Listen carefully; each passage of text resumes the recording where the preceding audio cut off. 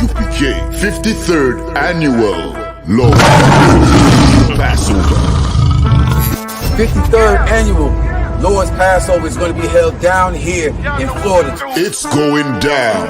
You're here tonight to get a chance to be righteous enough to be worthy of God coming to save you. That's right. It's going down. The Lord's 53rd Annual Passover. When we say we no cowards, we stop that business. We no cowards up in here. Book your hotels now at the Holiday Inn Express and Suites, the IHG Hotel, 301 Tucker Lane, Cocoa Beach, Florida, 32926. Here's a lot of men down. You dealing with the men of war. We at war. I sided with the Lord. Y'all see this? Comes with all your dishes, pots, and sports knives. I gotta like this. This is like an apartment, and a hotel. You know what I mean? This here right here is about to be holy ground. It's gonna be holy ground. All our beautiful, wonderful brothers and sisters from all over the world. You understand? We can boast that now. Brothers and sisters coming not only from every state, but from all over the world. I heard the numbers this year is ridiculous. We had to buy out the whole hotel. Friday, April 15th at the Space Coast Convention Center. My camp undefeated. You cannot debate. You just want the clout. We just want the grapes. I'm just trying to get it. This is going to be glorious.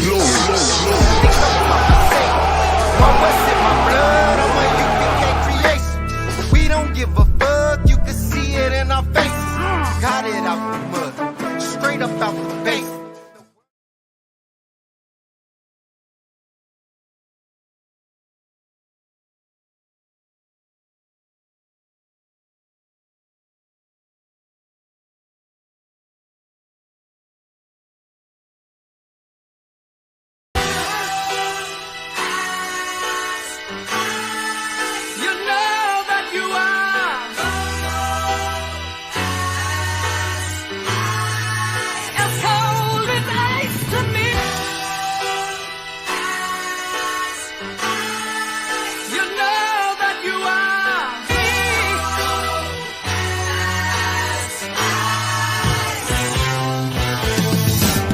Take a second, we reflecting with the light, but this the life, I fucking love it. Wouldn't trade it to be white, now that's alright. I got to write it, birth the devil's redefining work. Someday you'll pay the price. No, I don't break a fold, I need and bake the dough, then recreate the flow. They think they making dough, what they forsake is so essential. Over lentils, get your issue. Guess who's on this instrumental with you? Gives a damn if we was family, view unread and call it spam. I'm not a fan of Antichrist, they slayed the man, I swayed the Tim. Like here I am, the son of Sam is taking shot to David Berkowitz. Pussy. A different discipline existed in this New York state of mind. Say since not no not the actor, but the year we's ever not one thing in mind to grind until this gavel turns his words to mirth from Babel.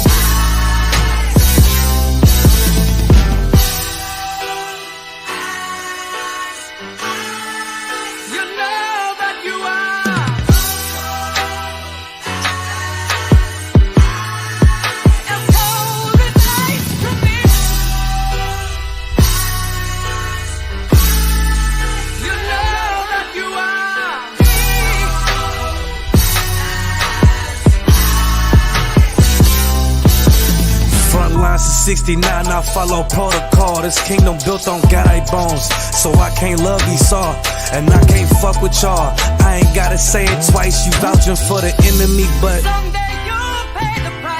look, my father ain't have a father cause of dope. I'm anti-politics cause Christ died from a vote. How the richest nation locked the homeless up for being cold. How ironic they relating smoking weed to getting stoned. You trim your ways to seek they love. I'ma bring this sword back wet with a vesta dipped in blood. Niggas giving up when they don't even give enough. Going nowhere fast, niggas always in a rush. I give them love cause my brothers lost. Christians eating, watch they brothers starve. No way I can serve another God. I give my love cause my brothers lost. Christians eating, watch they brothers starve. I can't serve another God. Cold-blooded. You know that you are.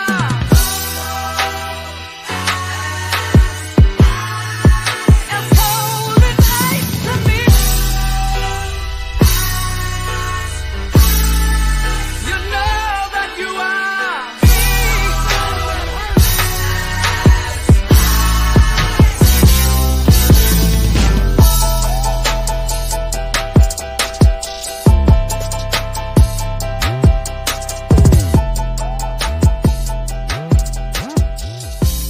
Someday you'll pay the price.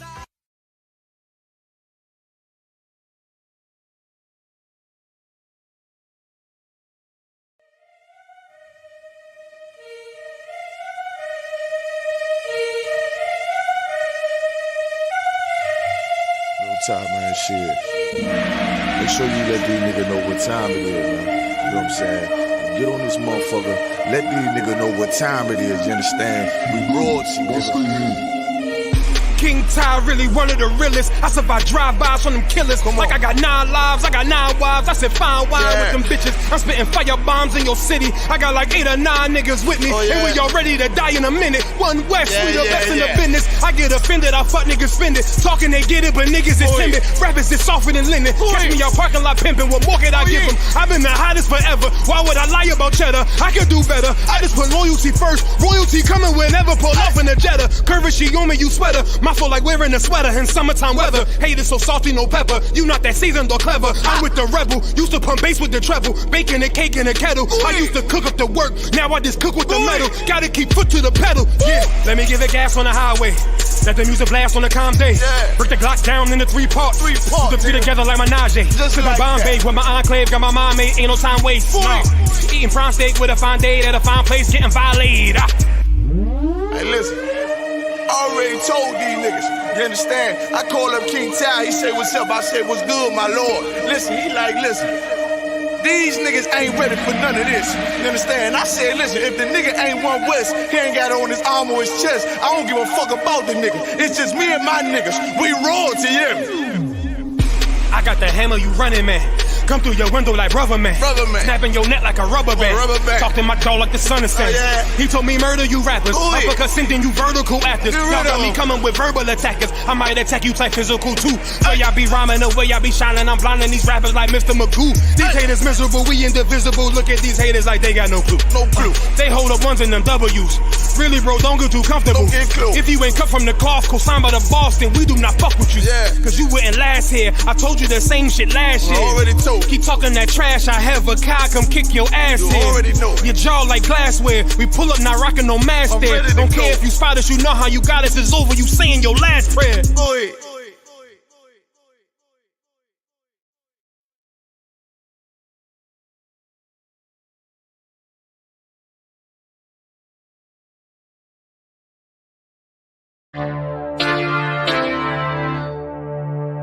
For homicide detectives, the clock starts ticking. The moment they are called, their chance of solving a murder is cut in half if they don't get a lead within the first 48 hours. I do anything to keep my brothers safe. I'm putting food on my daughter's plate. You fucking losers, y'all just can't relate. You harm them, you will find me on the first 48. You will find me on the first 48. Find me on the first 48. I do anything to keep my daughters safe. You harm them, you will find me on the first 48. Sitting in that room, hear the interrogator's voice. They asking why I do it. I tell them I had no choice. Couldn't take a threat or a risk to my family, so throw the book at me. I take them charges happily. Ain't no need for no polygraphs or forensics. I put that fucker in a body bag, I'll admit it. Fuck a sentence or the jury that will convict me. They don't understand it's my family they represent. represent me. So for them, I risk my freedom, roll the dice. I ain't got much more for you crackers. Go ahead and give me life. You don't know what it's like for the people that you love. They ain't there to get salutes, they ain't there to give you hugs. The same that done pulled me from the dirt and from the mud. It's gone because of who? Y'all rather shed your blood. My brother's kids like my other kids. If you touch them, fuck around, get another bid. Plus 10. Put me in the Supermax. I get super jacked, working out every day. Canteen super stack, cool with that. Long as it mean my daughter's safe. My brother's winning, that's a chance I take. Still my fate. I do anything to keep my brothers safe. I'm putting food on my daughter's plate. You fucking losers, y'all just can't relate. You harm them, you will find me on the first 48. I got wives that done gave they all to stand beside me. Kids that can't see me fall, look at me proudly. Respected by men with honor up on their names. You harm one of them, I promise that you'll see pain. I'm one West train, made an oath to uphold it. Stood with my back against the wall, never folded. Grew up in the city where the love ain't brotherly. I ain't had too many friends, I ain't need the company. I'm my father's son, so I'm cool, just don't fuck with me. I say that you my homie, you're my brother, then you stuck with me. Never turn my back on mine, it's to the dirt. You cross them across that line, I end you first. But only make it worse, is loyalty hard to find. Never think cause you out of sight, you out of mind. And I don't mind dying now, cause reincarnation got me coming back. Same scars in my heart aching. Be parlaying with killers from all places. Every last one of them for me a broad day shit. So what you think, I won't do it for them? Once they let me out the cell, shit, I do it again. It's for the family. I do anything to keep my brothers safe. I'm putting food on my daughter's plate. You fucking losers, y'all just can't relate. You harm them, you will find me on the first 48. Find me on the first 48.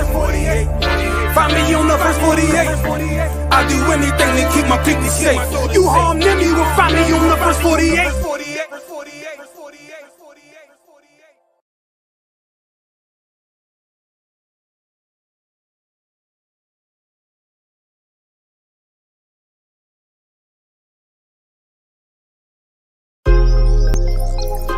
Yo,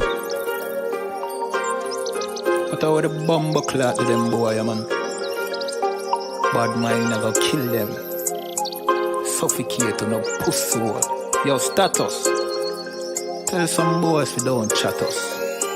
Anyway, my dogs go in on the street, them bad. Gun talking up with jeans member. If any somebody ever treat them bad, send the pussy them but meet them God. Louis V kicks, pan we feed them bad. Catch a new drip, dog they beat them bad. Look how we just come and we a beat them bad. You know sister we's them dad. Hey, but anyway though, this a no playground. The Glock 19, they have to stay round. Nah take no check with me payroll. Anything rise up, play down. Them a send check but they won't. Dog we make it step if they don't. But at the same old, said them want smoke but the grabber done flame out. A couple gyal a come through. Gyal a WhatsApp what she gonna come to. She a give me tap and she swallow some juice. Gyal a suck cock till me Jonathan blow. Bentley van a come through. Convertible drop top still have a sunroof. The dog them roll strap you one proof. Alright, wanna move. Anyway my dogs go in on the street them bad. Gun talking up with jeans member. If any somebody ever treat them bad, send the pussy them but meet them God. Louis V kicks, pan we feed them bad. Catch a new drip, dog they beat them bad. Look how we just come and we a beat them bad. You know sister we's them dad. Jeff say go fuck it up, so we fuck it up. Big up all of me friend them all who me never big up. All who know they are so, I ain't in a cup. Life shake up, you know me friend but I so big up. Greenfield say we tough, so we a fi bust. And all who a flip up and a lip up a fill it up. Girl pussy way buff, one give we a fuck. One the pussy bust, one her belly tough. With the fat cock, Nicky me give back shot really. Girl a bad hype up if you're not that pretty. Money say make you know him can't chat silly. Anything we beat we have a fat clock with it. Flick your bad with it, this a chop city. Anywhere we go we a lock that city. Money in a pocket city, fat billy. Don't come around if you're not family. Anyway my dogs go in on the street them bad. Gun talking up with jeans member. If any somebody ever treat them bad, send the pussy them but meet them God. Louis V kicks, pan we feed them bad. Catch a new drip, dog they beat them bad. Look how we just come and we a beat them bad. You know sister we's them dad.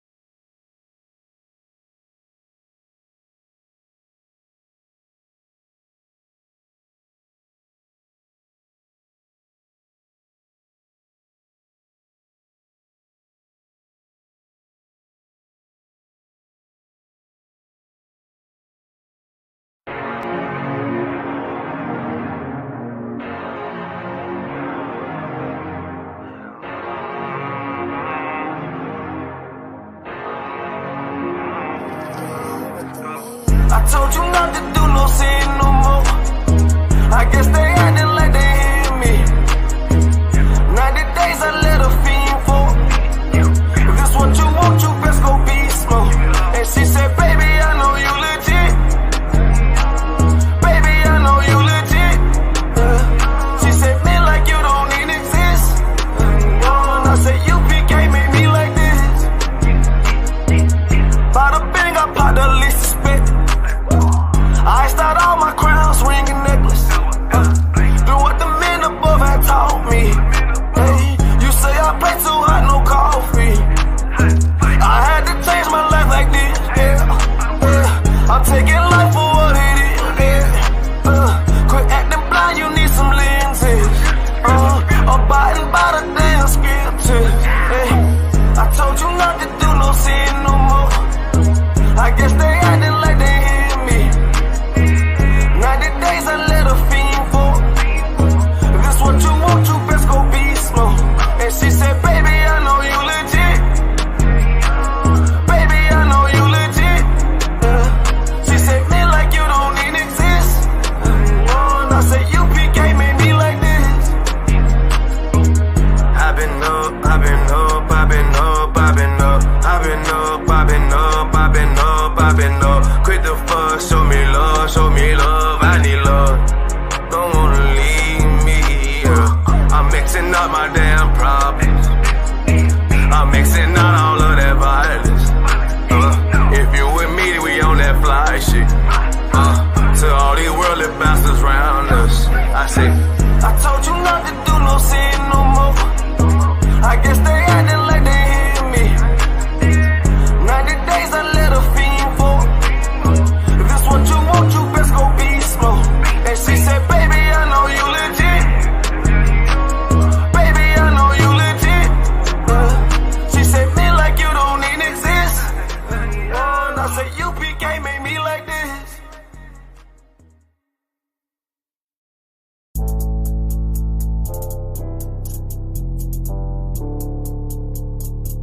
According to God, the white man is the devil. You see, I've been in here for a little minute. You know what I'm saying? And I see niggas, they like to talk a lot. They like to claim leadership. They like to claim this and that. You know what I'm saying? They like to be above what they really is and have authority. But they don't really need that authority. They don't really know what to do with that leadership. You understand? You hold hands with this white man. Need to stop and ask you to give a damn what you talk about. Don't give a fuck what you believe, nigga. Gotta stand up and serve my God. We don't pray on our knees, nigga. Yeah. See, everybody ain't with all that peace talk. Everybody ain't with all that little bygone be. Boy, ask you to stop and ask you to profit. It's about to get serious. When they hit us with dope and kill us with crack, where the fuck with your leaders? I'm curious. He cashed out on your blood, traded you in and bought a new biz. Ask you the prophets, I tell you the scheme. If you don't wake up, you gon' die in your dreams. I say you won't tell you no more. I swear these crackers try to kill us slow. Just spoke to a nigga and fed he up for parole. Because of the COVID, it feel like the host in this world that don't go together. Know that it's gold in the ghetto. I'm in the city blazing with my niggas. Just told the devil the score never settled. Yeah, see the prophets. I'm tired of these niggas keep talking about, you know, you respect my religion, I respect your religion. Boy, your ass need to stop and ask you the prophets. You know, like we all come together. Cause you know, they say God so loved the world. God so loved the world, and know boy, your ass need to stop and ask you the prophets. Don't give a damn what you talk about. Don't give a fuck what you believe, nigga. Gotta stand up to serve my God. We don't pray on our knees, nigga. Yeah. Hey, gentlemen, y'all, we don't pray on our knees, nigga. Gotta stand up. You know what I'm saying? Boy, your ass need to stop and ask you to I don't step, I'm solid for show. To the fake niggas, stay silent, I got it, let's go. I ain't taking no loss, ain't no talking when we got the flow. Ain't no peace, just play with your own. I'ma be loyal to the right arm. Tell him we can't keep it slave. And I can never let bygone be bygone. Got your baby mother on high. Got your baby pass through the fire. Ask you the prophets, that baby so belong to the Lord. How dare you abort it? Devil will failure, bitch, I can afford it. I prepare slaughter, you bring me my water. Push your leaders weak, let them lies slip through their teeth. They ass need to stop and ask you the prophets. just the reality, Christians. I'm sorry to hurt your feelings. I know your pastor lied to you every Sunday for 30 years, but that's what the church is for, lying. That's why they exist, to lie the money out of your pockets. Boy, your ass need to stop it, ass need to give a damn what you talk about. Don't give a fuck what you believe, nigga. Gotta stand up to serve my God. We'll pray on our knees, nigga. We'll pray on our knees, nigga. Gotta stand up to serve my God. We'll pray on our knees, nigga.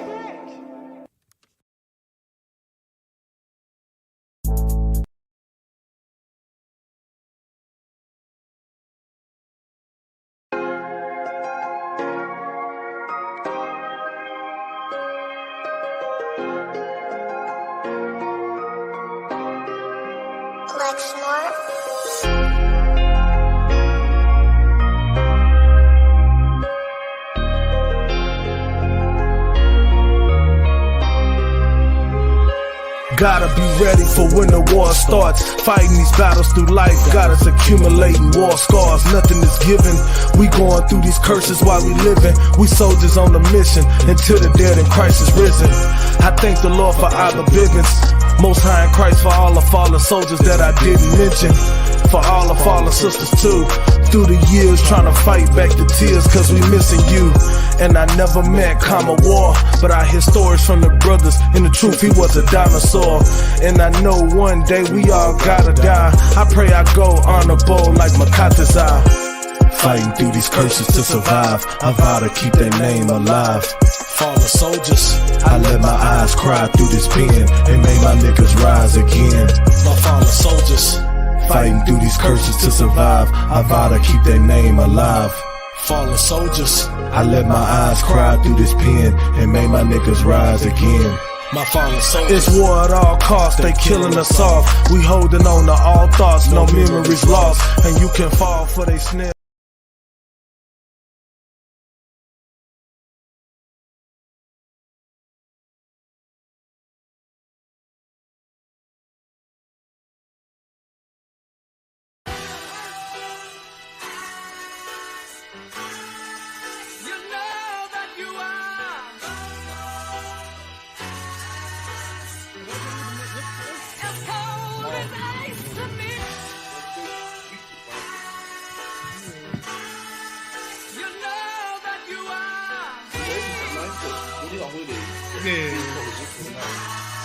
I just leave it all set up like boom, people start coming. Let me take a second, we reflecting with the life of this the life I fucking love it. Wouldn't trade it to be right now, that's alright. I got the right at first, the devil's redefining work.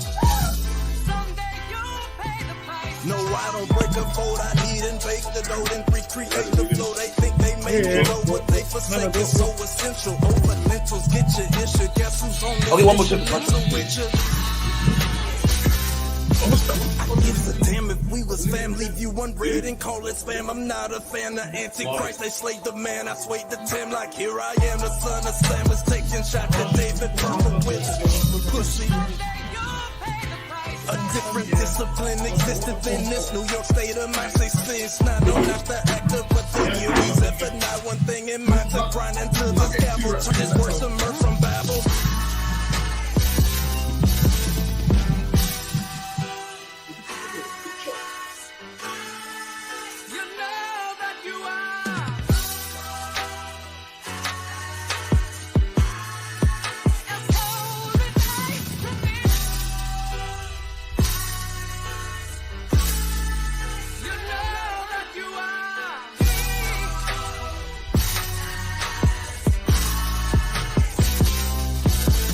Front lines to 69, I follow protocol. This kingdom built.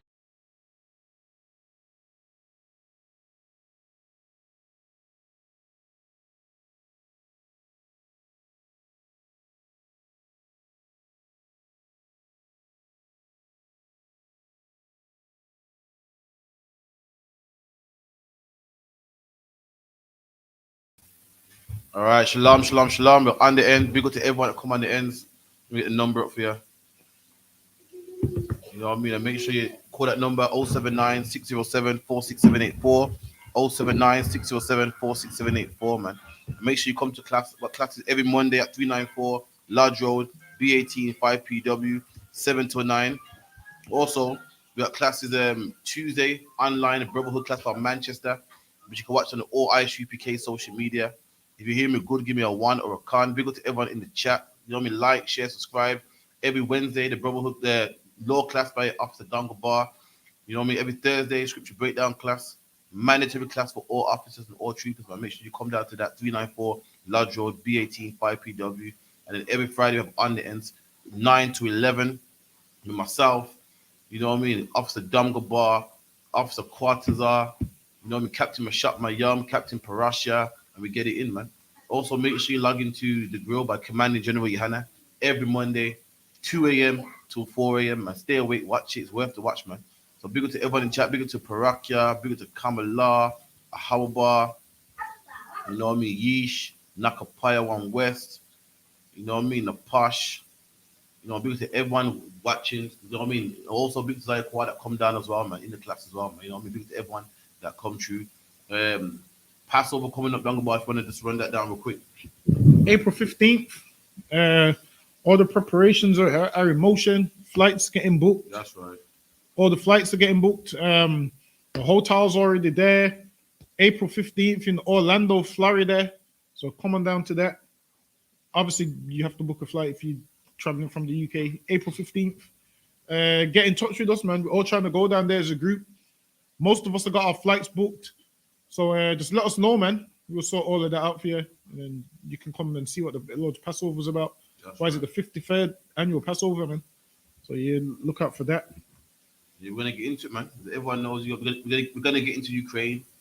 We're going to get into that ZZ Mill show the other day, man. That's a luck, yeah. With that sexual deviant, man. We're going to get into all that, man. You know what I mean? So first, let's get into the whole thing with Kanye West, man. Let's get into this real quick. Daughter came home and she said, "Dad, I found out in school today I was black." Wait, who told you that? Oh, I found out because it's Black History Month. I learned about Martin Luther King and I learned that I was black. She learned that she was black from Sierra Canyon's perspective. And what do you think Sierra Canyon's perspective of black is? You think it's talk about Mansa Musa or you think it's talk about Christopher Columbus? So we want to talk about black history. Who wrote that history for us? They beat down ideas that will keep you enslaved mentally. They target you. They put you in that box to control your mind and to make you fearful. I just don't have no fear left in me. So all I got is love. I've been waiting for us to take the power in our own hand. I've been waiting for us to control our narrative. We need to empower local leaders. And that's our focus in America, in a capitalist society. Look at that, man. Kanye West's daughter came home and said, "Dad, I'm black." And Kanye West like, "I don't want my daughter to know she's black, man." Who told you you're black? That's the problem. See me, you're a slave in this world. You want your daughter just to be a human being. You don't want to be black. You know what I mean? Because being black's horrible. You want them just to be human beings, man. In the Bible, you're supposed to know you're black, man. Right. Being black is a badge of honor, man. The East Indian man is East Indian and he's proud, man. His surname shows you that he's East Indian. His language shows you that he's East Indian. The way he dresses shows you he's East Indian. But Kanye West, whoa, you're a human being first, man. You're also a human being. Slaves want to be human beings, man. Slaves want to be down with everybody else. Slaves don't want to listen. God put us in his black skin for a reason, man. It's a uniform. Right. You're meant to rock your colors, man. But Kanye West seems like he's embarrassed of his colors, man. Told his daughter, "Who told you you're black?" Listen, your daughter goes to school. She's supposed to know she's black, man. Guess how? By you. If you're doing your job properly, she's supposed to know she's black, man. She's supposed to know down the bar that she got to grease herself in the morning, man. Right. That she got to comb her hair, man. She got to know that she got to do stuff that other women can't do. She can't get away with what other women can do. Other people can just jump out the shower and jump out all ashy, not us, man. We gotta make sure we grease properly. Make sure our head's combed. You know what I mean? Make sure it's braided. She's supposed to be know she's black, man. But when you're not proud of yourself, you just want to be human. Right. You don't want no one to know. You want to get by. You know what I mean? We'll add to that. And this is why Kanye West got with Kim Kardashian, man. Because he didn't want his children to look black, man. He wants them to look half everything, man. Not realizing the seed is in the man. You can't, Kanye, you can't run away from who you are, man. Your children is always gonna be black because you're black, man. No matter who you mix with, the seed is in the man. Kanye's trying to thinks he can change their nationality by getting with Kim Kardashian. It doesn't work like that, man. It's good that your daughter found that she was black because you thought Kanye thought, you know what? I'm gonna have a baby with Kim, and my children's not gonna be black. The teachers taught your children that she's black because rightfully she is black, man. Right. And Kanye tried to run away from that and tried to hide, and this is why he's getting angry, talking about Mansa Musa. Who else did he mention? Some black activists and stuff, some other black activists. And the people that he mentioned, the black people that he mentioned, don't really do much, man. People only love Mansa Musa so much. Why? Because they say he was the richest man on the face of the earth. Not realizing Mansa Musa owned slaves, man. Mansa Musa owned thousands of slaves. Mansa Musa, yeah, you black people that love Mansa Musa, it makes no sense. You know why? Because Mansa Musa wanted to be an Arab, man. Mansa Musa went down to Mecca, and he wasn't going to return back to Mali because he was the king of the Mali Empire. He wasn't going to return back to Mali, but he had to go back. Why? Because who he passed the throne to was sick and didn't know how to manage it. So that's the only reason he returned. He went down there. Go on, number one. We get this history. Listen, man. You scholars, historians, you know you got shit. Listen, it's lucky, man. Go on, Dunga. Tell them about Mansa Musa. Listen, since they know so much about Mansa Musa, show them, man. He done a pilgrimage to Mecca, man. And he had slaves on top of slaves on top of slaves. He went through Egypt and all of them lands. He went all the way down there. And he went down there. And what did he do? Gave the Arabs gold, man. Gave the Arabs money. Meanwhile, black people's talking about Mansa Musa. He didn't give you nothing, man. That's right. He gave the money to the Arabs. You know why? Because he was Muslim and he puts the Arabs above you. He wanted to be an Arab so bad. And black people talk about Mansa Musa. If you love Mansa Musa, that means you need to put the Arabs above you, man. Because Mansa Musa put the Arabs above him. And if you don't believe me, go read what he done with his pilgrimage to Mecca when he went there and he was giving out gold to all the Arabs. Go do the research if you don't believe me, man. I got Mansa Musa's I got the autobiography at home somewhere, and I read it, man. It's called Mansa Musa in the Mali Empire, and it will tell you that Mansa Musa owned slaves, tons of them, and it will tell you that Mansa Musa ain't the man that you think he is. All Mansa Musa is known for is just being rich. That's it. Black people love him because he's rich. Got money. There you go. Black people love him because he's rich. Just because you're rich, it don't mean anything, man. There's tons of people who are rich. That's right. Mansa Musa ain't for black people, and Mansa Musa loved the Arabs more than he loved you. That's why he went down to Mecca and gave all the Arabs jobs. Every last one of them he gave jobs. Why? Because he looked at these people and said, these people is closer to Allah, man. What did he do in his land? What did they build? A mosque. They built a mosque in his land, a big mosque. See if you can get the picture. I believe it's still there today. What, Mansa Musa mosque? Type in I can't remember what the name of it. Type of it. Old mosque in Mali. There's an old mosque in Mali. It was called the Mali Empire. That oldest mosque in Mali, yeah? Yeah, it might be Great Mosque of. See if it the mosque. Or type in Mali Mosque Mansa Musa, and then it'll give you if it's still there. I believe it's still there. That it, do it. Is it there? Yeah, that looks like the one. What does it say on there? It says Mansa Musa, great leader of the Malian. There you go. Listen, Mansa Musa was building mosques, man. He didn't build nothing for you, black people. He didn't build nothing for you talking about, that Mansa Musa and this empire and that empire. Mansa Musa built nothing for black people, man. He built a mosque for who? His people and the Arabs to come and worship Allah, man. Kanye West talking about Mansa Musa. Mansa Musa done nothing great, man. All he did was went down to Mecca and done pilgrimage there and bowed down to Allah and gave all his money to the Arabs. That's the only thing Mansa Musa done. He done nothing more than that. Honestly, it's not really. Some people talk about Mansa Musa. It's really not that deep. They make it sound great. Exactly. Do you know Mansa Musa, the richest black man? So what, man? Exactly. Listen, I guess what? Mayweather's one of the richest boxers. Right, exactly. What does that mean to anybody, man? And this is shameful on Kanye West, man. You're not supposed to know she's black. How is she going to school at a big age to find out she's black? How is she find out at home, man? That could only mean one thing. You don't want her to know she's black, man. How she got to go to school and be taught by a teacher that she's black? And it shows, listen, no matter how much you try to make your child look more white, listen, the teacher told her she's black. Why? When the teacher looks at her, she's a black girl, man. Right. That's what she is. You can't escape it. This is something that you can't choose. Something you was born in. You had no say. You're black, you can like it or not. This is what God wanted you to be, man. There's one thing that God wants you to be, and that's the thing that you are. That's the thing that you're born. If you're a man, then God wanted you to be a man. If you're black, God wanted you to be black. You can't change it. You can't get out of it. It is what it is, man. Still up to 1 second. Right. Turn on the budget. Fix it real quick. So yeah, honestly, the Mansa Musa stuff's really not that deep. People make it like it's so deep, and you read the autobiography waiting for something exciting. There's nothing exciting in there. Just as about a king called Mansa Musa that done his pilgrimage that went to Mecca. That's all he did. Honestly, he done nothing more than that. He just went to Mecca and crippled the economy because he had so much gold. That's all he did. Was crippled the Egyptians' economy because he was giving out so much gold that the currency fluctuated, and that's all he did. He done nothing more than that. Honestly, nothing more than that. So then I'm sure they went to war with. Who did he go to war with? Who did that nigga go to? Not nigga, but it's a Hamite. Who did the Hamite go to war with now? They went to war with someone for all the gold and whatnot. I can't remember who, but obviously, eventually, the Mali Empire ended up being like every other empire, kind of don't exist no more. So yeah. People apparently according to Israelites, is it Israelite too now? Yeah. Mansa Musa. Yeah. Is that the say? I saw they say the Israelite as well. No. Mansa Musa was a Hamite man. No, they say the Moors are Israelite. What else do these Israelites say? I swear Mansa Musa is one of them as well. I'm sure he fits into the category.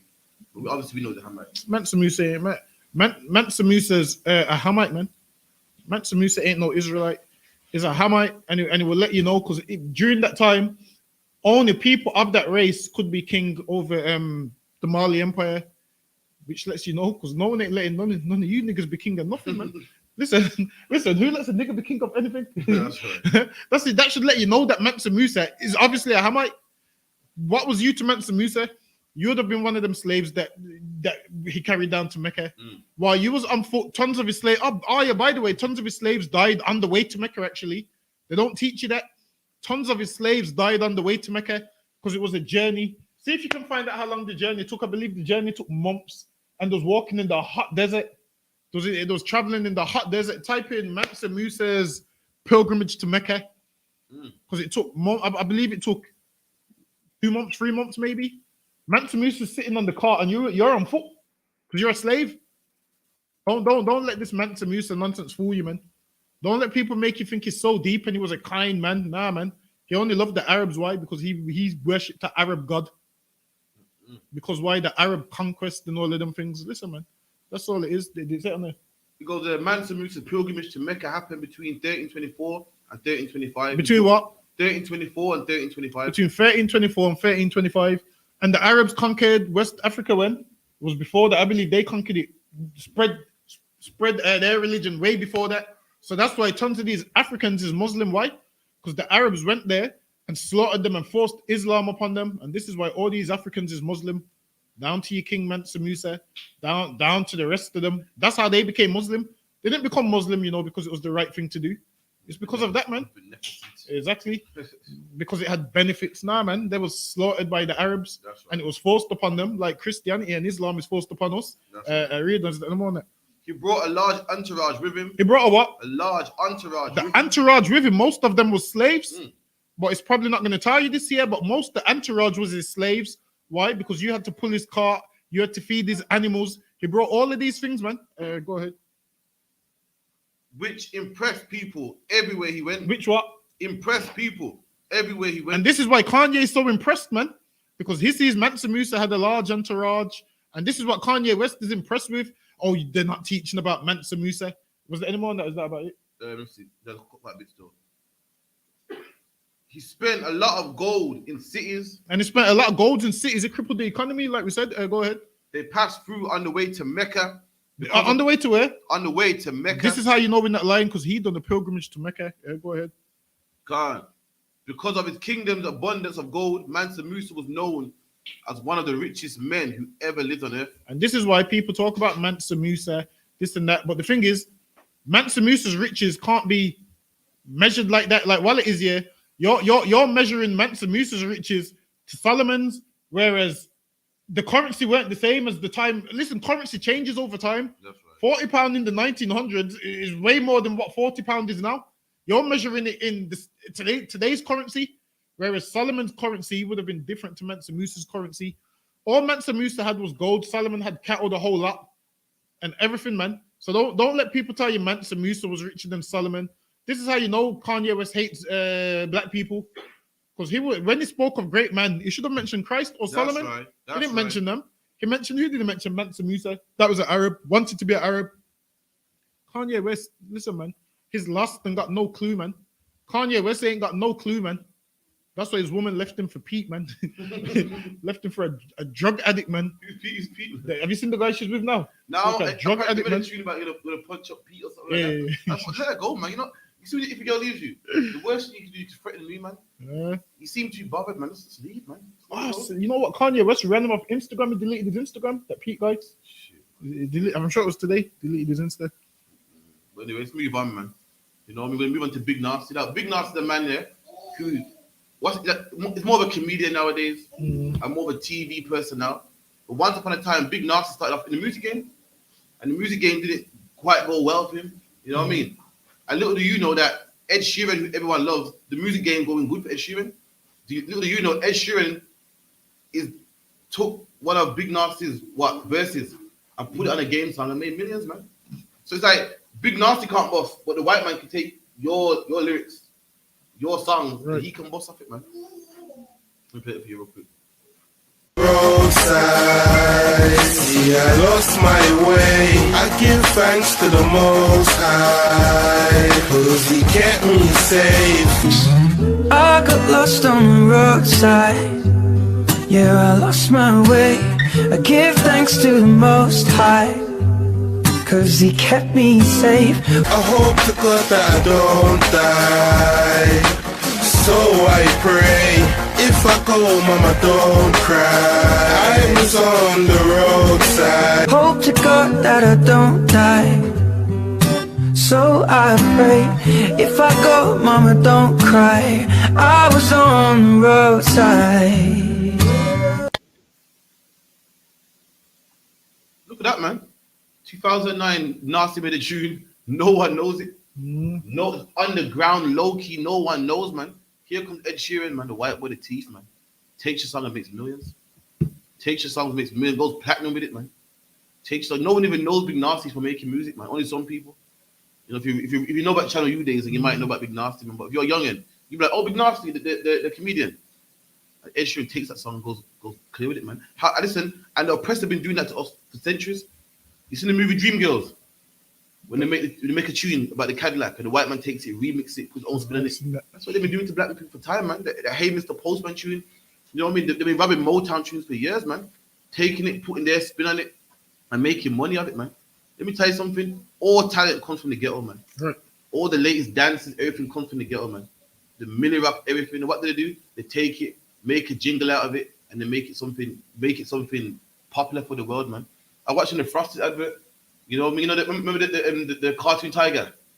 And one of them, the boy's eating Frosties, and here comes Tony the Tiger and gives him a firm. It's like, let's refresh that. I think we stop. Tony the Tiger.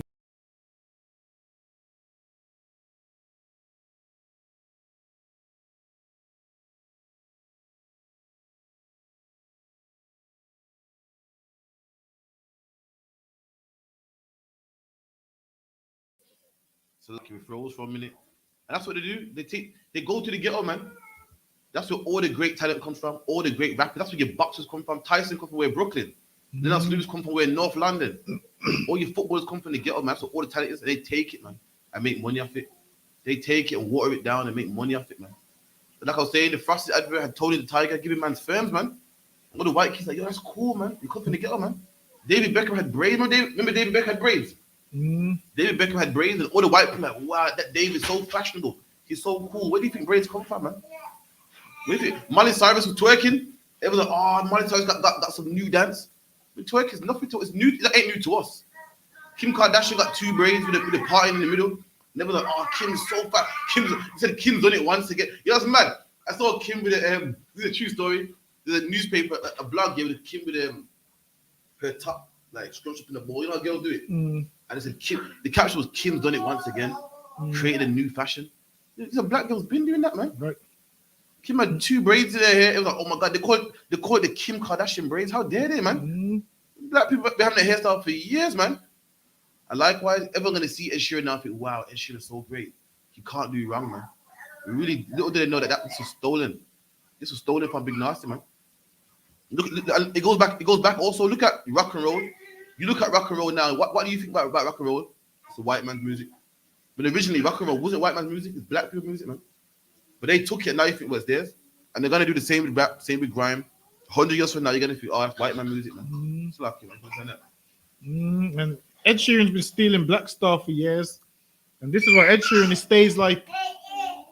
You'll see him mixed with people from the ghetto.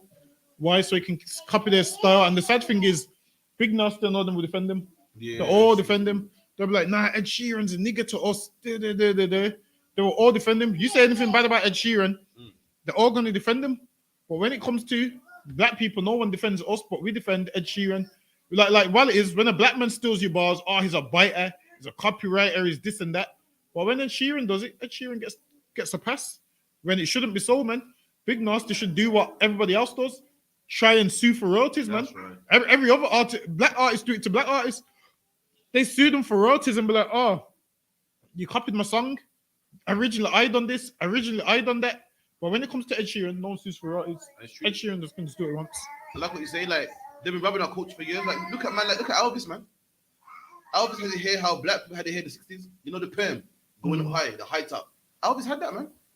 Elvis used to copy literally black people's music. Literally stole our style, man. And he's seen as the king of rock and roll, man. You know what I mean? Look at Justin Timberlake. They say that Usher is a black Justin Timberlake. But Justin Timberlake is a white Usher, man. Usher was out before Justin Timberlake from a child. And Justin Timberlake body pops and dances like a black man and makes a lot of money, man. And no one don't see it as that. You seen Eminem as well, doing the what's it called? Doing the stance, his fist in the air on the Super Bowl. And that's only so black people will love him, man. Imagine you gotta get black people on your side. So what would you do? Say anything? And the same Eminem got a video with dissing black women. How you gonna come on the Super Bowl and put your fist up like I'm down with black people? And you got a video, a song dissing black women, man. Saying black women are this and black women are that, man. So like this.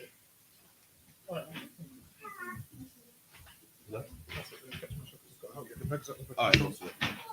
Let me see if I can play a tune real quick, man. Had them dissing black women, man. Alright, so there's one moment.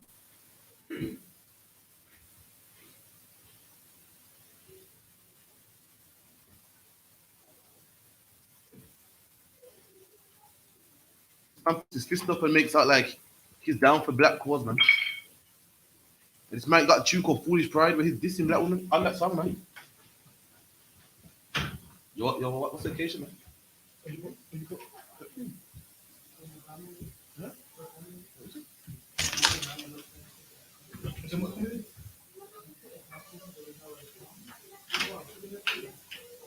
Just 2 seconds, let me play this to your clip.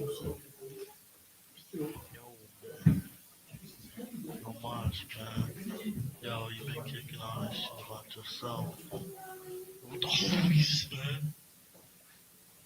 You want one about the posse? Alright.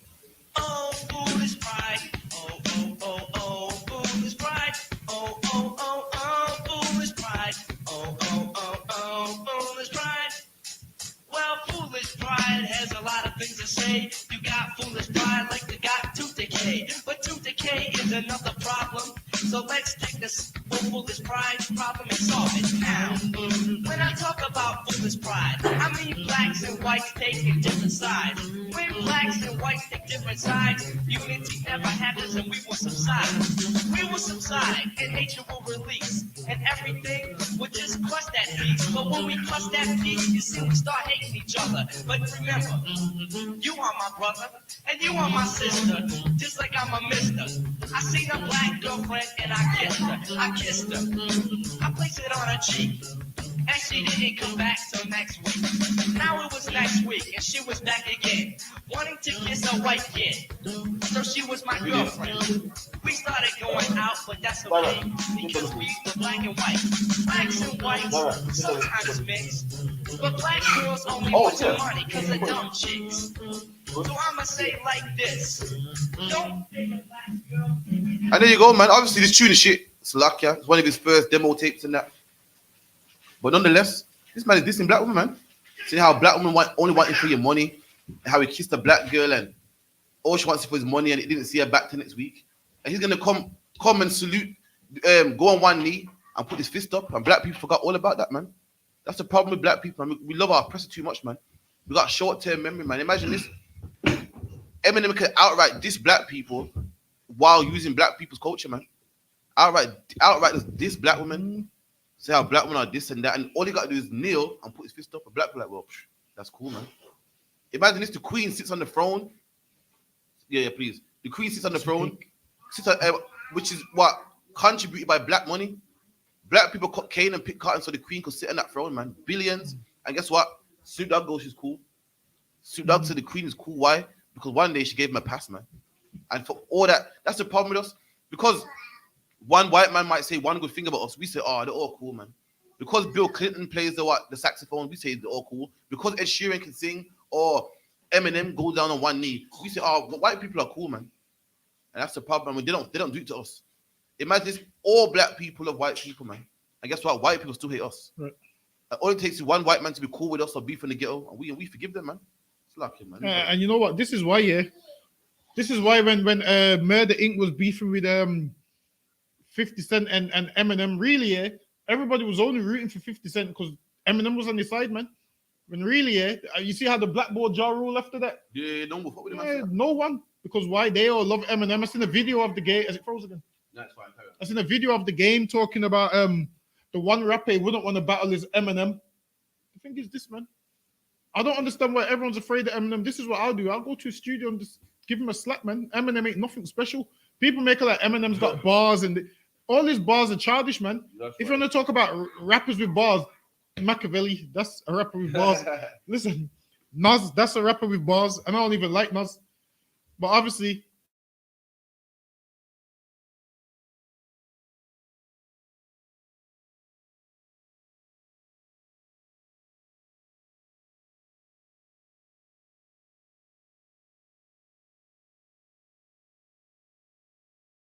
I seen something on the internet that didn't sit right with me.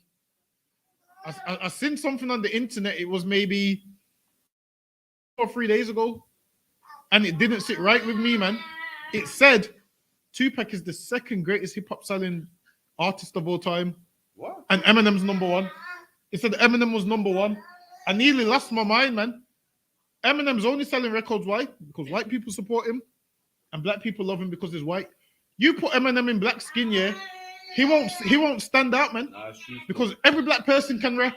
So because white men can't rap, when you find one that can rap, you like idolize him, like, oh my God, this is one of a kind. Because the rest of them can't rap. So when you see one that can rap, you idolize him. Whereas if Eminem was black, man, Eminem wouldn't be on no billboards. He wouldn't sell out no shows. He wouldn't have no #1 albums.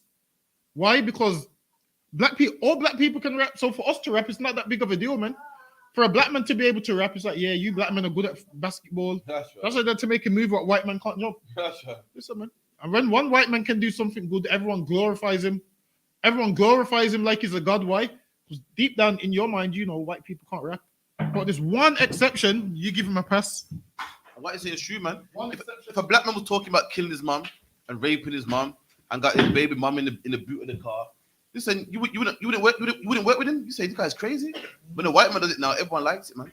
Eminem ain't hard because he's hard, man. People like him because he's white, man. It's different. If you see a dog on the microphone, you be like, wow, this is good. A dog on the microphone, this is impressive, man. And that's Eminem right there. He's a man that shouldn't be rapping. Who's rapping? And that's why you see as wow. This is exceptional. You know what I mean? It's like, and this is why, this is why people pay so much money for parrots, because parrots repeat what you say. That's right. Children repeat what you say, and it's not that big of a deal because children are supposed to do that. But with a parrot, everybody's fascinated. Like, oh my God, the parrot's talking. Listen, man, that's what it's like when white people rap. Everyone's fascinated because white people ain't supposed to be able to rap. That's right. And when one can rap just a little bit, it's glorified. Eminem's best song is what? Stan. I'd say that's his best song. Let me think. Or cleaning out his closet. That one. What my name is? That's corny. That is. Jeremy Hamid goes, he heard about this white rapper, and when he heard him, he goes, really, this is him. He goes, like, hi kids, like this is the guy that everyone's going on about. And that was his first song, man. My name is, which is ridiculous, man. And it's just disgusting. How Eminem actually, black people don't get down like that, man. Showing his bottom everywhere, man. You know, making songs about spitting in people's food and shit, man. You don't get this. That's not how we roll, man. Man's disgusting, man. This is Michael Jackson and all of them things.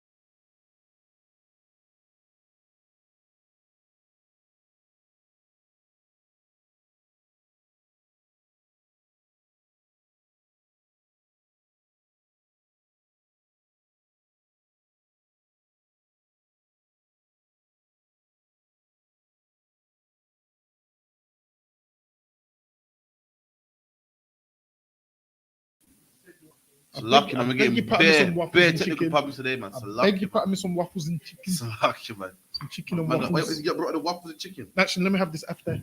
It's like a damn wife. He was planning for me while I devoured this waffle and chicken. So lucky. Where was we? You saying white man that's a bit the black one? Listen. Or black one bit the white one? I'm not too sure. Listen, that Liberian girl tune don't go off. That Liberian girl. Nah, but the Earth song. You don't like that Liberian girl? Remember the Earth song? You know that? What's that song called? I was like stamping. It's like Wallaball. Yeah, but the Earth song. Oh, is it? Yeah, that was hard. I was looking for it over there. I couldn't find it. Listen, I was stamping. You know when you go on Shazam, I was stamping on Shazam trying to get me. I was stamping, thinking Shazam would pick it up and say it's the Earth song, but obviously they weren't picking up the signal. But listen, I would say that's probably one of his top songs for me. Now, Michael's hard back in the day.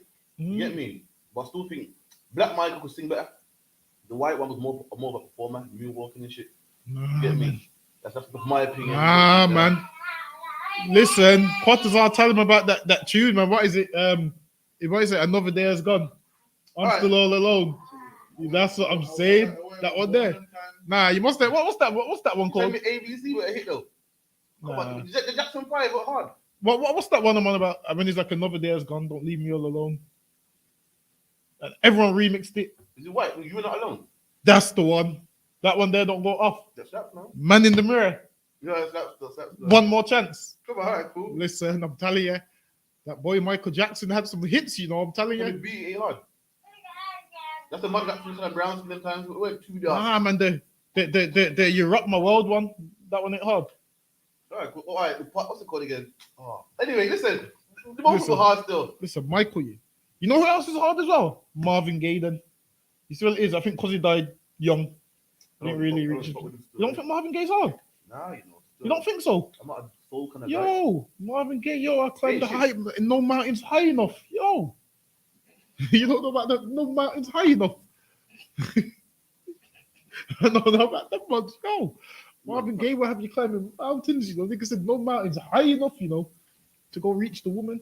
Was he gay though or not? I don't think he was. No, his name was called gay, man. Nah, he said it was. I think his dad was gay because his dad used to get drunk and dress up like a woman. Really? And, yeah. His dad used to get drunk and dress up like a woman, and then obviously Marvin was embarrassed of his father doing it. I wouldn't be, man. Yeah, I know.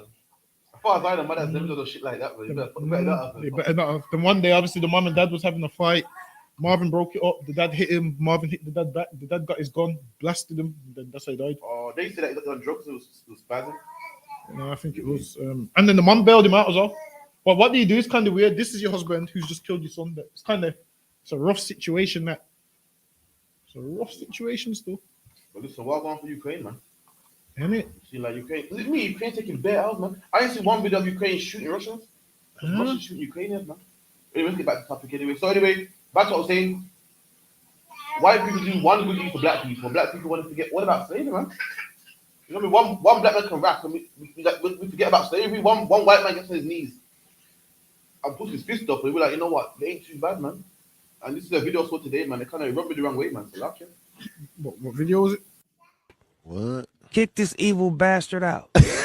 What? This is while I was fighting a murder case over there doing shows. So the perception they had was this nigga beat a murder case and he over here. He over here turning up. What a get this nigga out of here. But guess who came to my defense? Who came? Just take a guess. Was it the prime minister? No. The queen, nigga. The queen shut it down? Queen said this man has done nothing in our country. He can come. Holy. Queen, nigga. Cup of tea, man. Bow down, nigga. Snoop Dogg. Yeah, when the queen speak, bow down. William's grandmother, you dig? Not the Hendersons. You think they wasn't there saying, Grandma, please let him in, Grandma. He's okay. We love his music. You know, Harry, I'll let him in for you. He's not so bad after all, and he's quite cute. Yeah, let me in. Yeah, the queen, that's my gal. You see that there? He goes, the queen, that's my guy, man. So because this is the problem. We're slaves, and when the master throws us a crumb, we think the master's good. It's like you being a dog, and then you're outside in the cold, in the rain, and one day your master gives you some chicken or something. But one day your master's feeling generous, and he gives you some chicken. Is he not still your master? Does he not still sleep in the house while you sleep in the rain? And that's how our people think. One white person will do some good, and we say, no, all white people are bad. some good white people out there? Because you know when I was poor, some white people helped me. Snoop is saying when he was fighting a murder charge in America, they wouldn't let him in the UK, and the Queen spoke to his defense. And because she spoke to his defense, now she's cool. If the Queen wants to be cool, you know what she can do? Give all that money back to black people, man. Right. That crown on their head comes from black people cutting cane, picking cotton, man. She sits on billions. She don't have to work a day in her life. Harry, listen, her son just bust a murder charge, man. Not a murder, like I say murder charge. Bust a rape charge, man, for 12 mil. And guess who paid for that? Black people, man. Your granddad over there in Jamaica who you've never seen before, man. You know, your great-great-granddad got his back whips. So what? The Queen's son in the future can bust a rape charge, man. So the Queen can live in beautiful Buckingham Palace, man. So like, 1 second.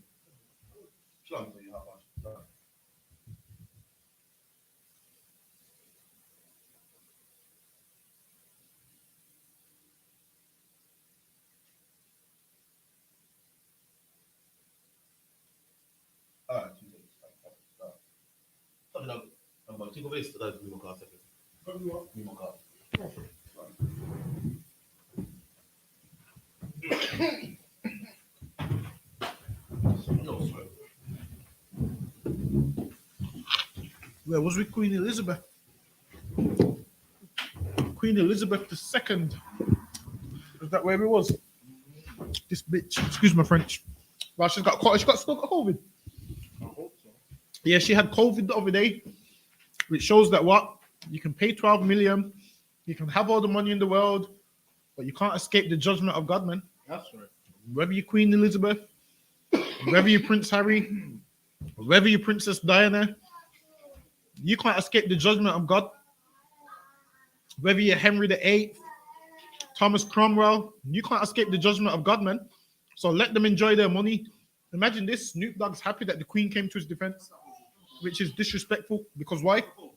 Sorry, say that again. You want it?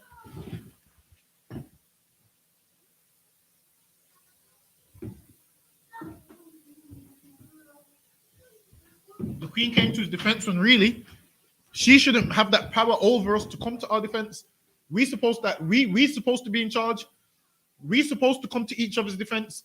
The thing is this, because they've overthrown us and they're sitting on the throne, they have that power to now say, all right then, you can come to the UK. You can't come to the UK. Now they're oppressing black people, and Snoop Dogg thinks, okay, she gave me a pass. She's not supposed to be in that position of power to give you a pass. We're supposed to be in that position of power. That's right. But because we're not, and because we're ruled over by this next nation, she decides if you're allowed into the UK or not. She ain't supposed to do that, man. We're supposed to decide if Snoop Dogg can come to the UK or not. Don't get happy that she said, yeah, you get a pass. That don't mean nothing, man. That just further proves that you're a slave, Right. and she rules over you, and you go to them in one of all things. Give me that in Deuteronomy 28. Give me that in Deuteronomy 28 and somewhere. It just shows that we go to them in one of all things, man. That's why it shows this bitch called Queen Elizabeth, man.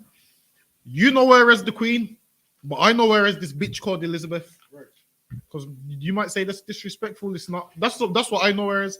This bitch called Elizabeth II, and you know her as the Queen. You got it. Read that for me.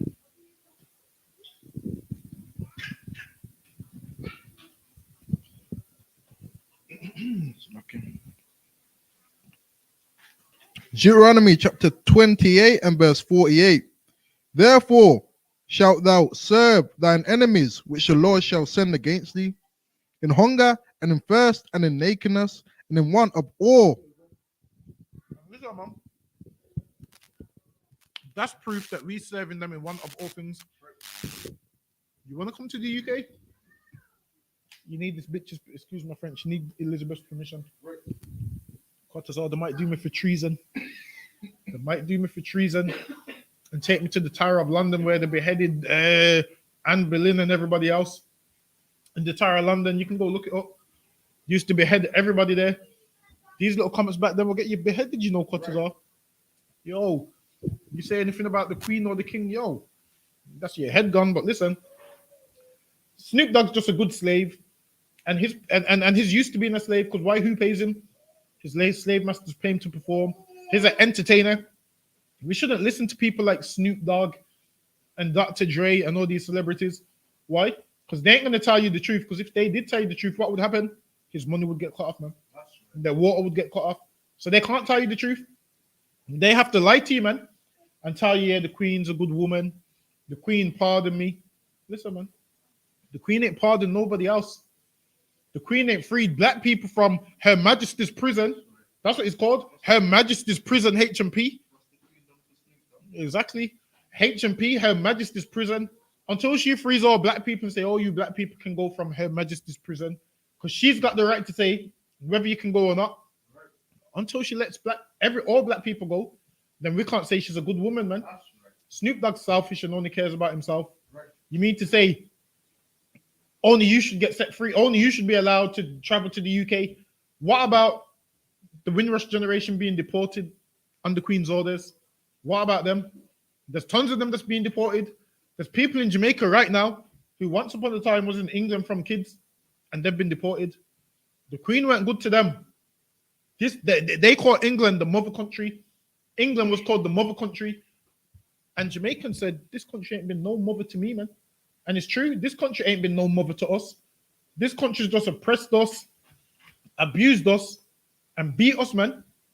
And we call it the mother country. This ain't no mother country. This country has been horrible to black people, man. This country only cares about who? The Europeans, the Ukrainians, the Romanians, the Afghanistanis. That's who. That's who this country cares about. But when it comes to black people, this country don't care about us, man. England's supposed to be the so-called mother country. Meaning, what does a mother do? A mother's supposed to take care of its children, man. This mother country doesn't take care of black people, man, because they know that they're no mother to us, man. This mother country treats black people like stepchildren, man, like foster children, whereas everybody else gets treated like children in this place, man. The Afghanistans get treated like children. The Polish get treated like children. The Romanians get treated like children. They get treated like children who is suckled by England. But the children who's built up this country, they get treated like foster children, man. That's right. They just get the benefits because, it's just part of the system. They don't get it because they care about black people. We just get the benefits because, if we don't give it to them, there's going to be an uproar and they're going to kick up and complain. So that's the only reason why we don't get the benefits, man. That's the only reason why we do get the benefits. Whereas these benefits really was for poor white people, man. It weren't for black people. And they get so mad at you every time they see you at the job center. This is why black people get sanctioned. I've been to the job center and I've got sanctioned for no reason, man. You say to them, so how am I supposed to pay my rent? And they don't care. Meanwhile, they give gyros to crackheads, man.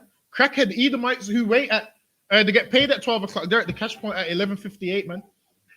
They're at the cash point at 11:58, ready to buy crack with their gyro, man.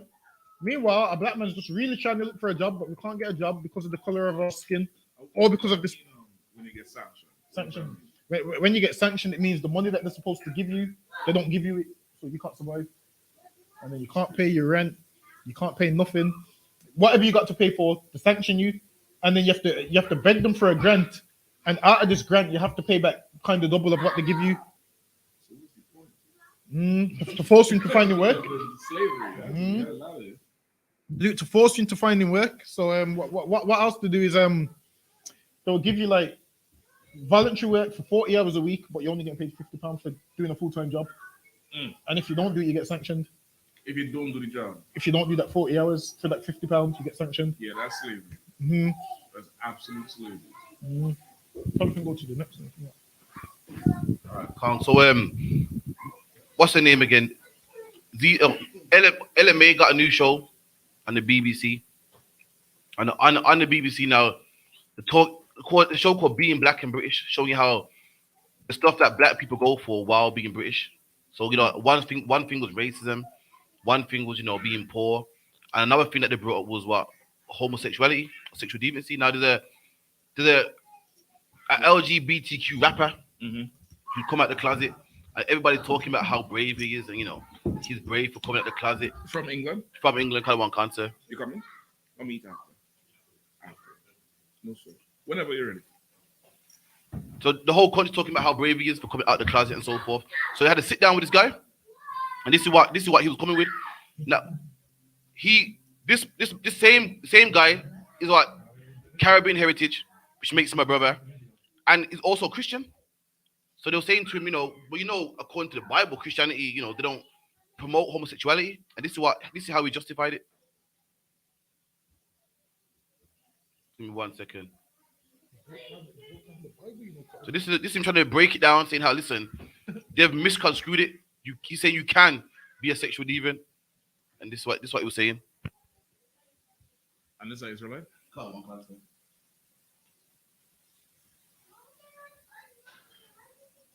Okay, can I go first? Yeah. First of all, I'm a fan. Let me say something to you, Yeah. Thank you for being you, first and foremost. Thank you for being a black gay rapper. Love that.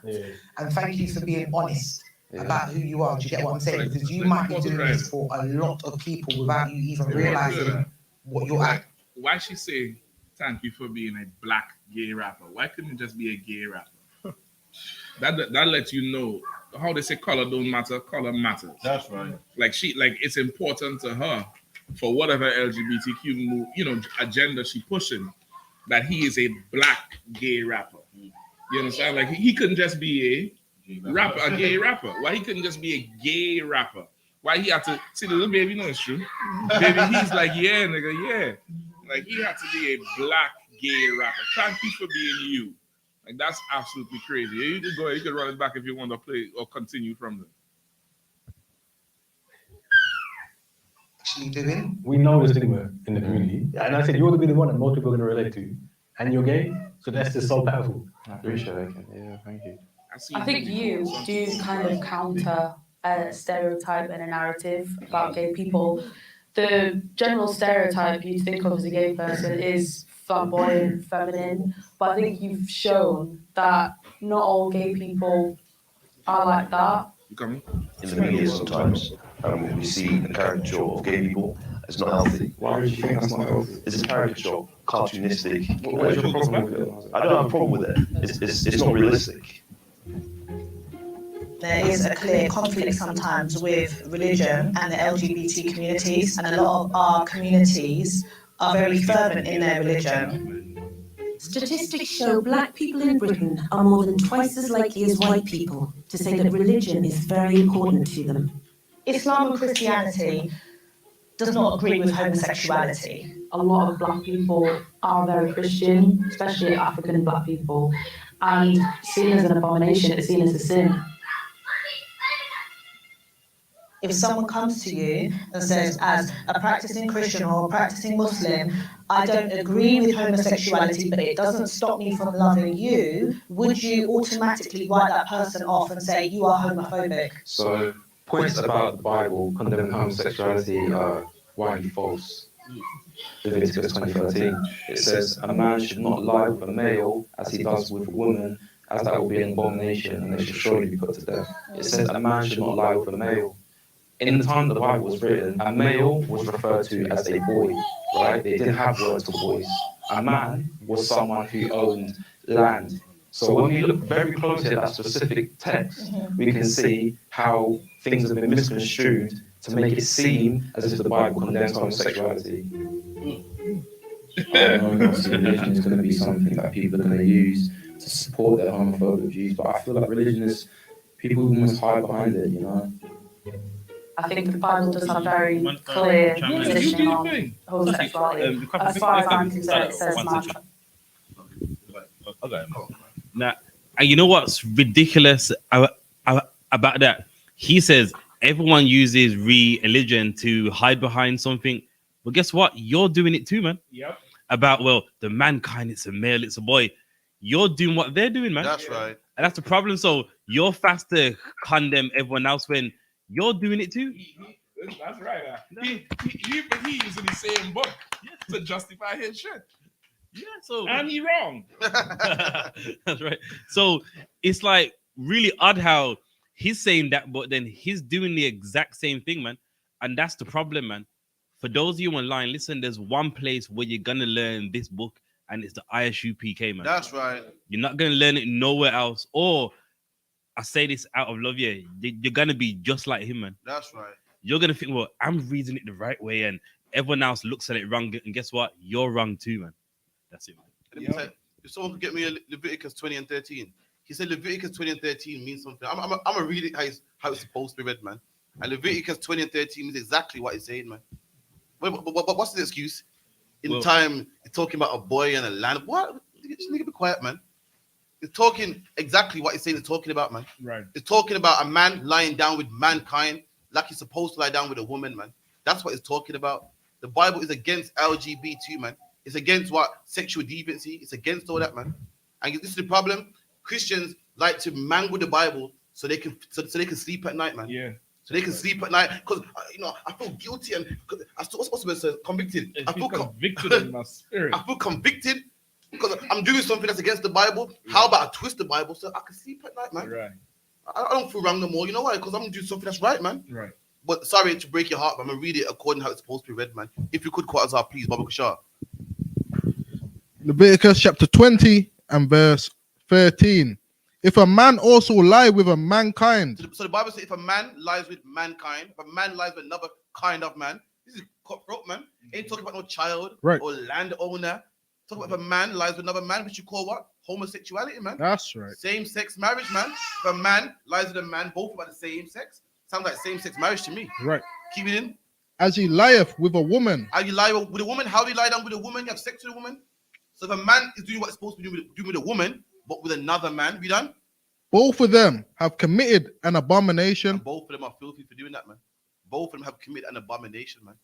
But this is the problem, though. You go to church on Sunday and they mangle the Bible so you can sleep at night, man. Right. So you can say, "Ooh, I ain't a sinner." You get to sleep at night. You get to justify your actions, man. And that's what religion does to black people, man. That's right. Religion is a place where everyone knows it's wrong to be an idolater. It's disgusting to bow down to an idol. But the Quran says, no, man, you're not bowing down to an idol, man. You're just honoring it, man. Go circle it, man. You go, oh, man, I ain't that bad. Right. I'm okay. I can sleep at night, man. It's lucky, man. Religion, if you're a woman having sex with 10 different men, you're a whore. But religion goes, no, you left him. You left that one. Then married that one. See, that one is a boy. No, when you had sex with Marvin, you had a ring on your finger, but you divorced him now. Right. So you're free from him. So now you can go with Tyrone. Right. Don't have sex. To have sex with him while you're married, wrong? No. But take the ring. You know what Cardi B says, sir? She goes, Cardi B says she sleeps with single men because having sex with married men is a sin. She goes, I take you, man. But if you're married, there's a sin. Both of them are sins, man. You got a man already having sex with someone else's man. You're committing an adultery, man. That's right. But the ring means everything to black people, man. So luck, yeah. Yep. If I could chime in there too, where this one, push it around to pull it up. If I could chime in there too, if you could read that scripture again one more time. Leviticus chapter 20 and verse 13. Right. If a man also lie with mankind. Hey, man, that word in Hebrew is ayash, which means man. Right? That means man. The word for boy in Hebrew is lad. Right. Right? Lad. Even today in England, you say this young lad. Because it comes from the Hebrew word lad. Latin comes from Hebrew, right? Lad means boy. So now, if he says mankind is boy, I'm supposed to find lad in the Hebrew. So now read again from the top. If a man also lie with mankind, as he lieth with a woman, both of them have committed an abomination. Right? The word for mankind there is zakar, right? Which means man or masculine. It's not lad or lad. You get the point? Let me see. Let me see. I test my Hebrew here and see. Wa'ayash, Ashar, Yashakad or Yashakab, Atha, Zakar, Mashakadaya, Asha or Ash.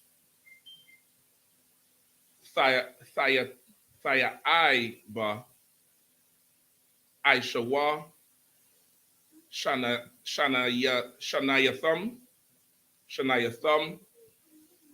Mawath Iwa Mathawa Damayaham Come or bomb. What's this here? Come. Bomb. Or ban. There's no lad in there. You get the point? That first part, why ayash is if man also lie with mankind, is that where we read zakar, right? Atha zakar. It's not. This has nothing to do with boy, and this is the other evil thing. He's saying that the Bible does not condemn homosexuality. It condemns, in essence, what he's saying is the Bible doesn't condemn two grown men having sex, but it condemns a man having sex with a boy. How the hell you think you get a grown man who likes having sex with another man? Somebody had sex with him while he was a boy. Right. Like people are sexualized. Most people are sexualized by whatever they had their first sexual experience or first sexual thought, and that is a pattern usually for the rest of their life. And that's why they show us these different things on TV as a young child.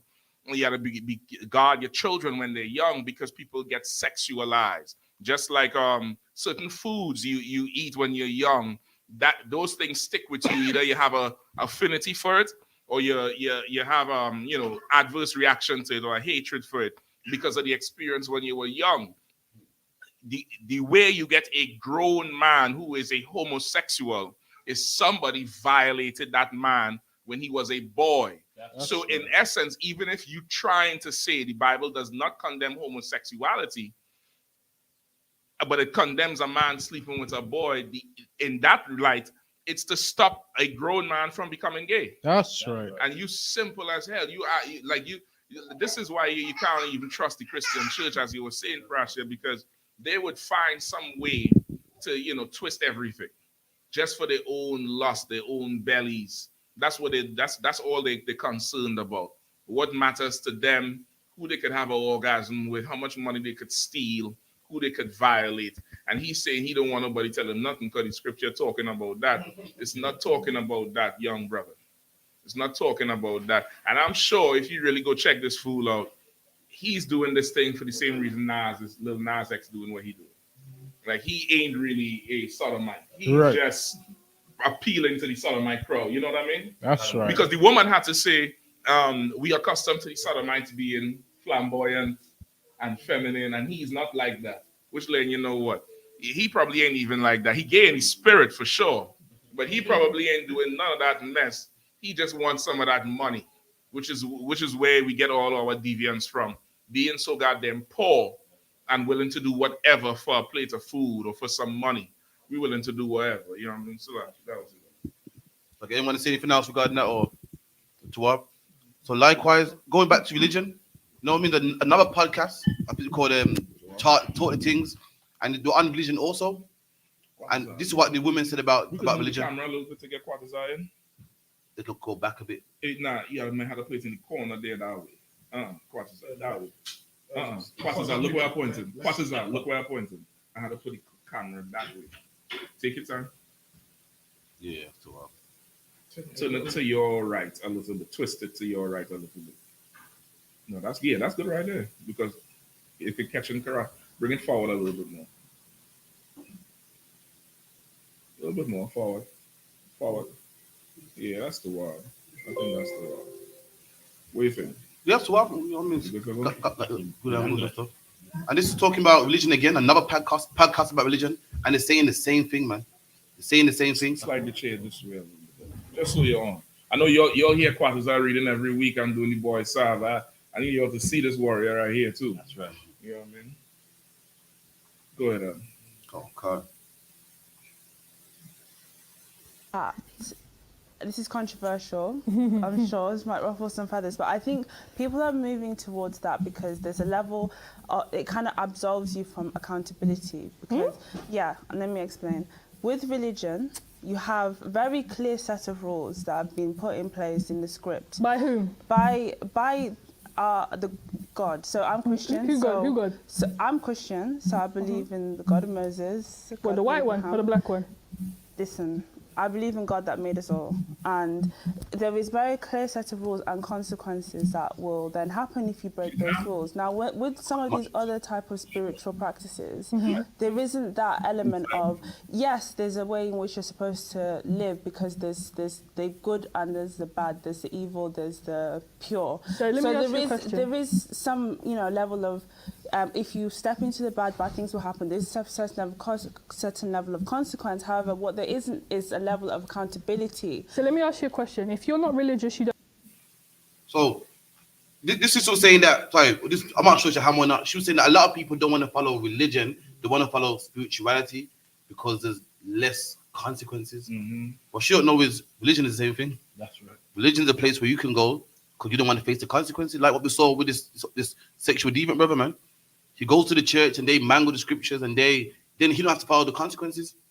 I think also in the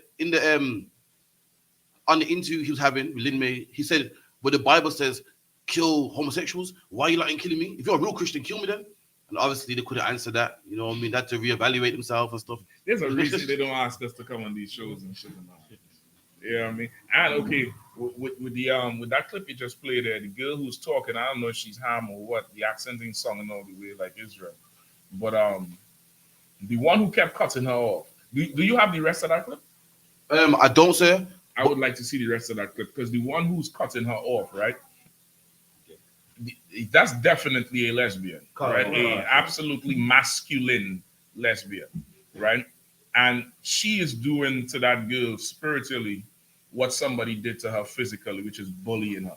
Like she was bullying that girl for her opinion, whether right or wrong. I ain't arguing in this instance what the girl was saying was right or wrong. But if you play it back from the top, you could hear her getting agitated and cutting her off, and kept cut by who?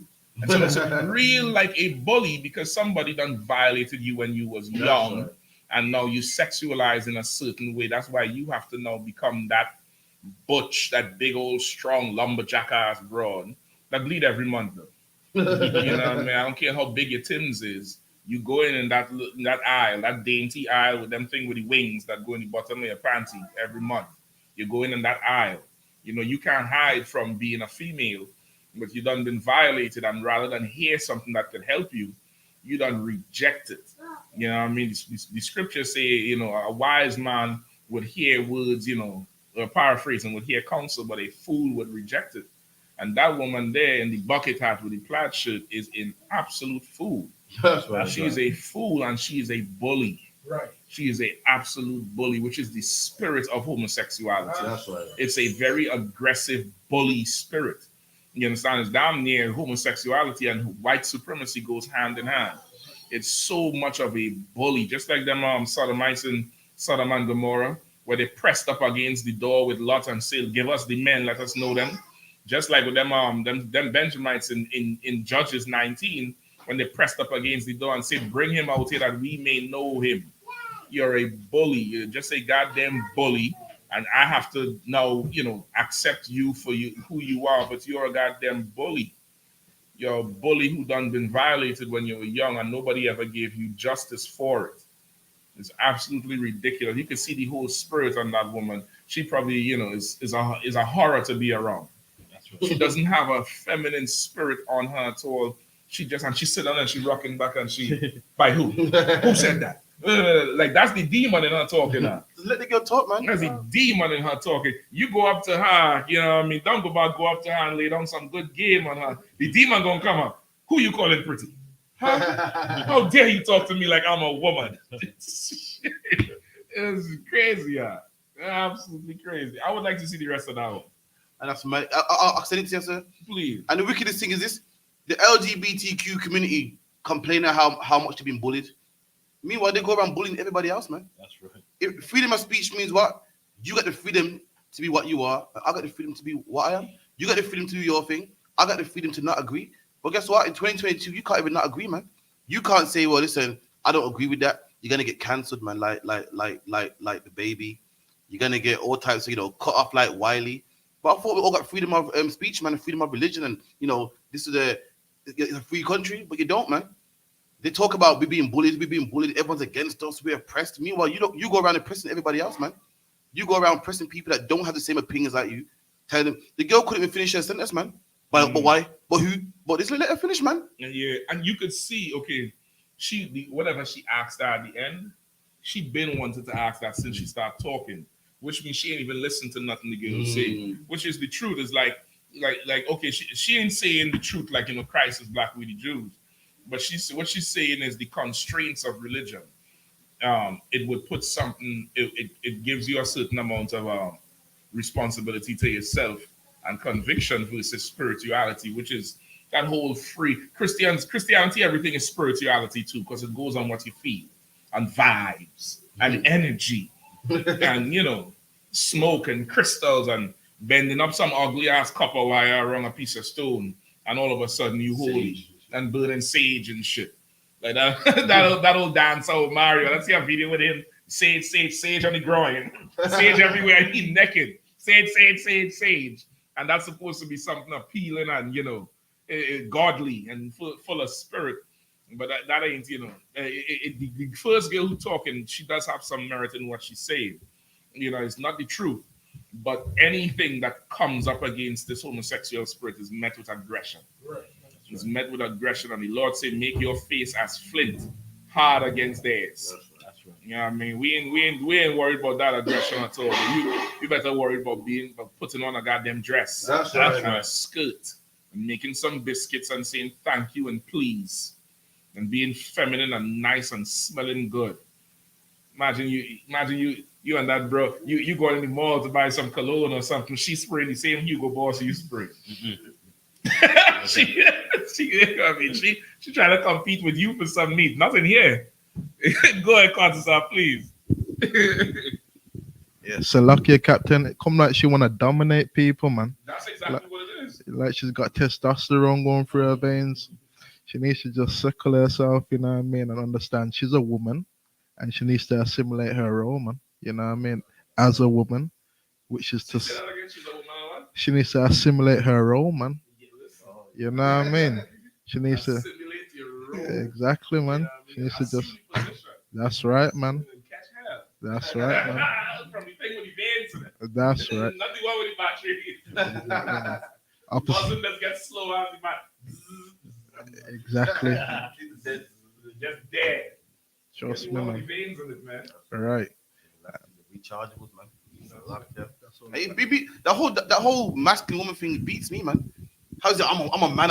Oh shit, period pain. Don't even make sense, man. Oh, stomach cramp. Don't even make sense, man. How you masculine with period pains, man? How you masculine? I'm a man. 1 second, we'll change my pad, man. It's ridiculous, man. And go ahead, to also add on to that, deep down they know they're not a man, even though they lie to themselves.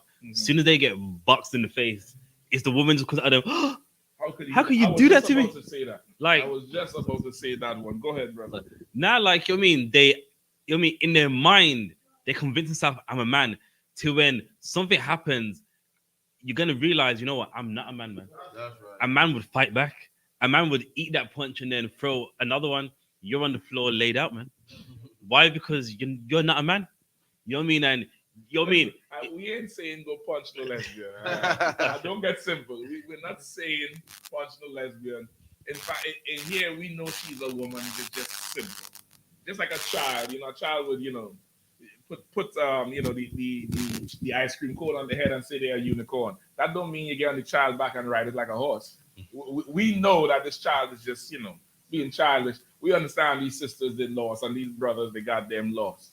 You know what I mean? Ain't gonna don't punch no lesbian in the head just because she acting like a man. She's not a man. You don't act like an idiot. That's what's more important. Go ahead, so that. Cool. Kind of one example, I believe it was in Washington, D.C. Mm-hmm. It was a woman. She was with her wife, is what she said. And now some white guys must have been around. She's like, that's my wife. And I think she had a weapon in her hand. Now a man, he would have saw the other man. Walking up to him. Mm-hmm. While she run their big mouth, that's my wife. Leave her. He had like a motorbike, a helmet in his hand, and bust over the head with it, man. Yes. Why? Because you're not a man, man. A man will have the common sense. These are enemies. You know what I mean? Yeah, I'm gonna run my mouth, but I know exactly they're gonna what keep you're back. Talking about. Yeah. It wasn't that the Black Lives Matter kind of one with Trump, the anti-Trump shit. Yeah, I think it was the inauguration or something. Yeah, they was on a bike first. I think one of them pulled out a knife. That's my wife. Yeah. And the man busted with the helmet. With the helmet and cracked that bro in the face. Pow! God damn. Now, don't get me wrong. I'm not saying nothing cannot happen to a man, but a man will have the common sense. Them enemies. While he's running his mouth, hang on, back up. You were so into running your mouth, you didn't see the man next to you with the helmet. Exactly. And why? Because you're not a man. You're not a man. You can't do what men do, and you found out the hard way. Unfortunately, you know, you get laid out. Go ahead. This was just Tuesday actually. I was in the gym on Tuesday doing some deadlifts. So then there's a lesbian in the gym, and she likes me. Super strong. Y'all don't test him on the street. You're a cool dude, but don't test him. The way it was kind of like, so maybe it was, That's what I'm saying. maybe it was 3 plates on each side, just a light deadlift. So the lesbian's like, she's like, how much sets you got left? I was like, 2 more. So when I finished, I looked at her and said, how much do you want me to take off here? She's like, nah, I want to do what you're doing. So I know this is a woman, you ain't going to be lifting that. I said, all right, then let me stand back and watch. Nearly broke her back. Listen, man. I looked at her, man, and I was going to say, see, it's because you're a woman, man. Like, I'm thinking, why do you as a woman want to deadlift 140 kg? Like, there's just no need, man. Right. She tried and she failed. Like, there's some women in the gym that want to get muscles, and I'm looking at them like, you don't need muscles, man. And then there's some feminine sisters in the gym. You see them, the ones that prop the camera up on the tripod. You see them when they record their workout. Listen, man, one of the days I'm going to walk past their camera and say, ISUPK.com. I'm going to do one day. Listen, man, I'm for sure. We got nothing against nobody going to the gym and working out. But if you dare trying to look like me, you might, you might want to go get some counsel. You might want to go get some help, because imagine a man, if you see a man going in the gym doing, the high rep low weights and doing a ton of butt squats and butt exercises and turning around and looking at the derriere, you'll be like, well, this nigga trying to be a woman. Well, if I see you in there grunting and huffing and puffing and your back bigger than mine, yeah, I mean, I ain't the smallest guy in the world, but if it's like you're like if we had to go through the door, we had to turn sideways or some kind of shit like that, you might want to go get some counsel and find out why you feel you need to be that big and strong. You might be suffering from the same thing the butch dyke, the manly lesbian is suffering from, which is the trauma from being violated. So now she has to become the big strong thing to make sure nobody violates her anymore. But now she might be violating somebody else. This is not every woman, right? It ain't no sin to bodybuild. It was pull the scripture from the bodybuilding, where exercise profit nothing. If you don't mind, please. Right? It ain't no sin to go in there and work out and get fit and strong. It ain't no sin to do none of that shit. I mean, most brothers could appreciate it. You get the point. But if you find yourself you trying to lift with the men and trying you find yourself you want the bamba. you wanna roll the big boy. God damn. You know what I mean? You might want to go and get some counsel and find out why it's not enough just to be able to fit in a certain size jeans, or run on the treadmill for so long. Why you could never be big enough or strong enough as a woman. Why what's in your psyche that you want to be bigger and stronger and bigger and stronger and bigger and stronger?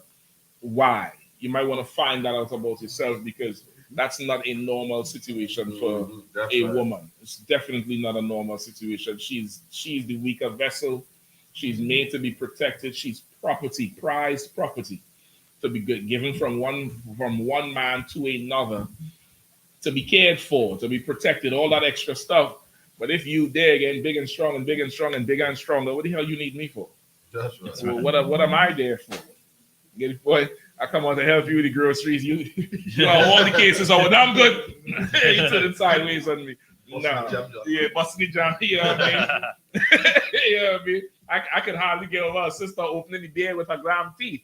That alone would be like, I'd be like, hold on. No, you're gonna teach me to do that shit right there. You get the point?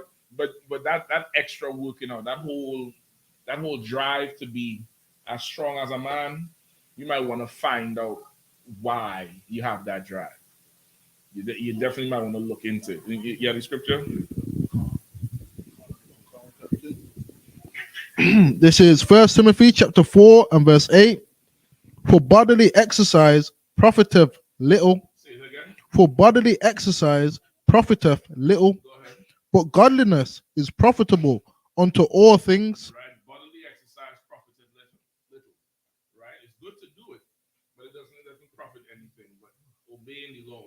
Obey the law. And that scripture, Deuteronomy 22:5. A man shall not wear what pertains to a woman. A woman shall not wear what pertains to a man. It's talking about the spirit of things. Right. Like Christ talked about, the spirit of the law, the letter of the law. The New Testament talks about the spirit of the law and the letter of the law. You have carnal people who think the letter of the law is the law, whereas a woman can't wear pants. That's not what it's saying. There's pants that pertain to a woman. There's pants that pertain to a man. There's a shirt that pertains to a woman. It's called a blouse. There's a shirt that pertains to a man. So it's talking about you putting on that manly spirit, that old masculine spirit, like that butch one was there. Who said that? Who wrote that? You get the point? Even give me 1 Corinthians, I think it's 3:17, or 2 Corinthians 3:17. One of the two. And then give me the in the Apocrypha, if I could, just for a second, give me the demon with Tobit. If you don't mind. I will show you something with this thing here. Right? Because now those scriptures, it's the spirit behind scriptures is more so talking about, putting on that masculine spirit. You understand? Like there's boots for women, there's Timbs women could wear, and then there's Timbs a man would wear.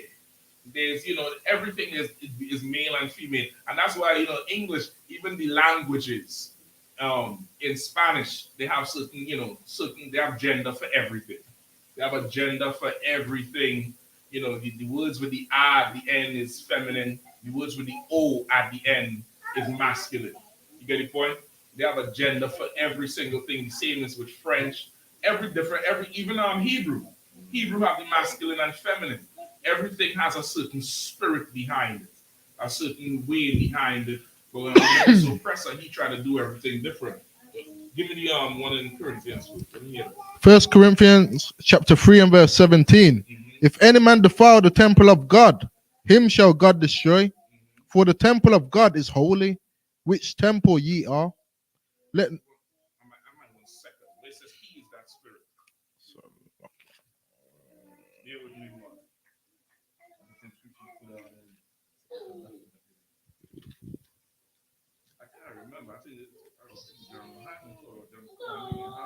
Give me 2 Corinthians 3:17.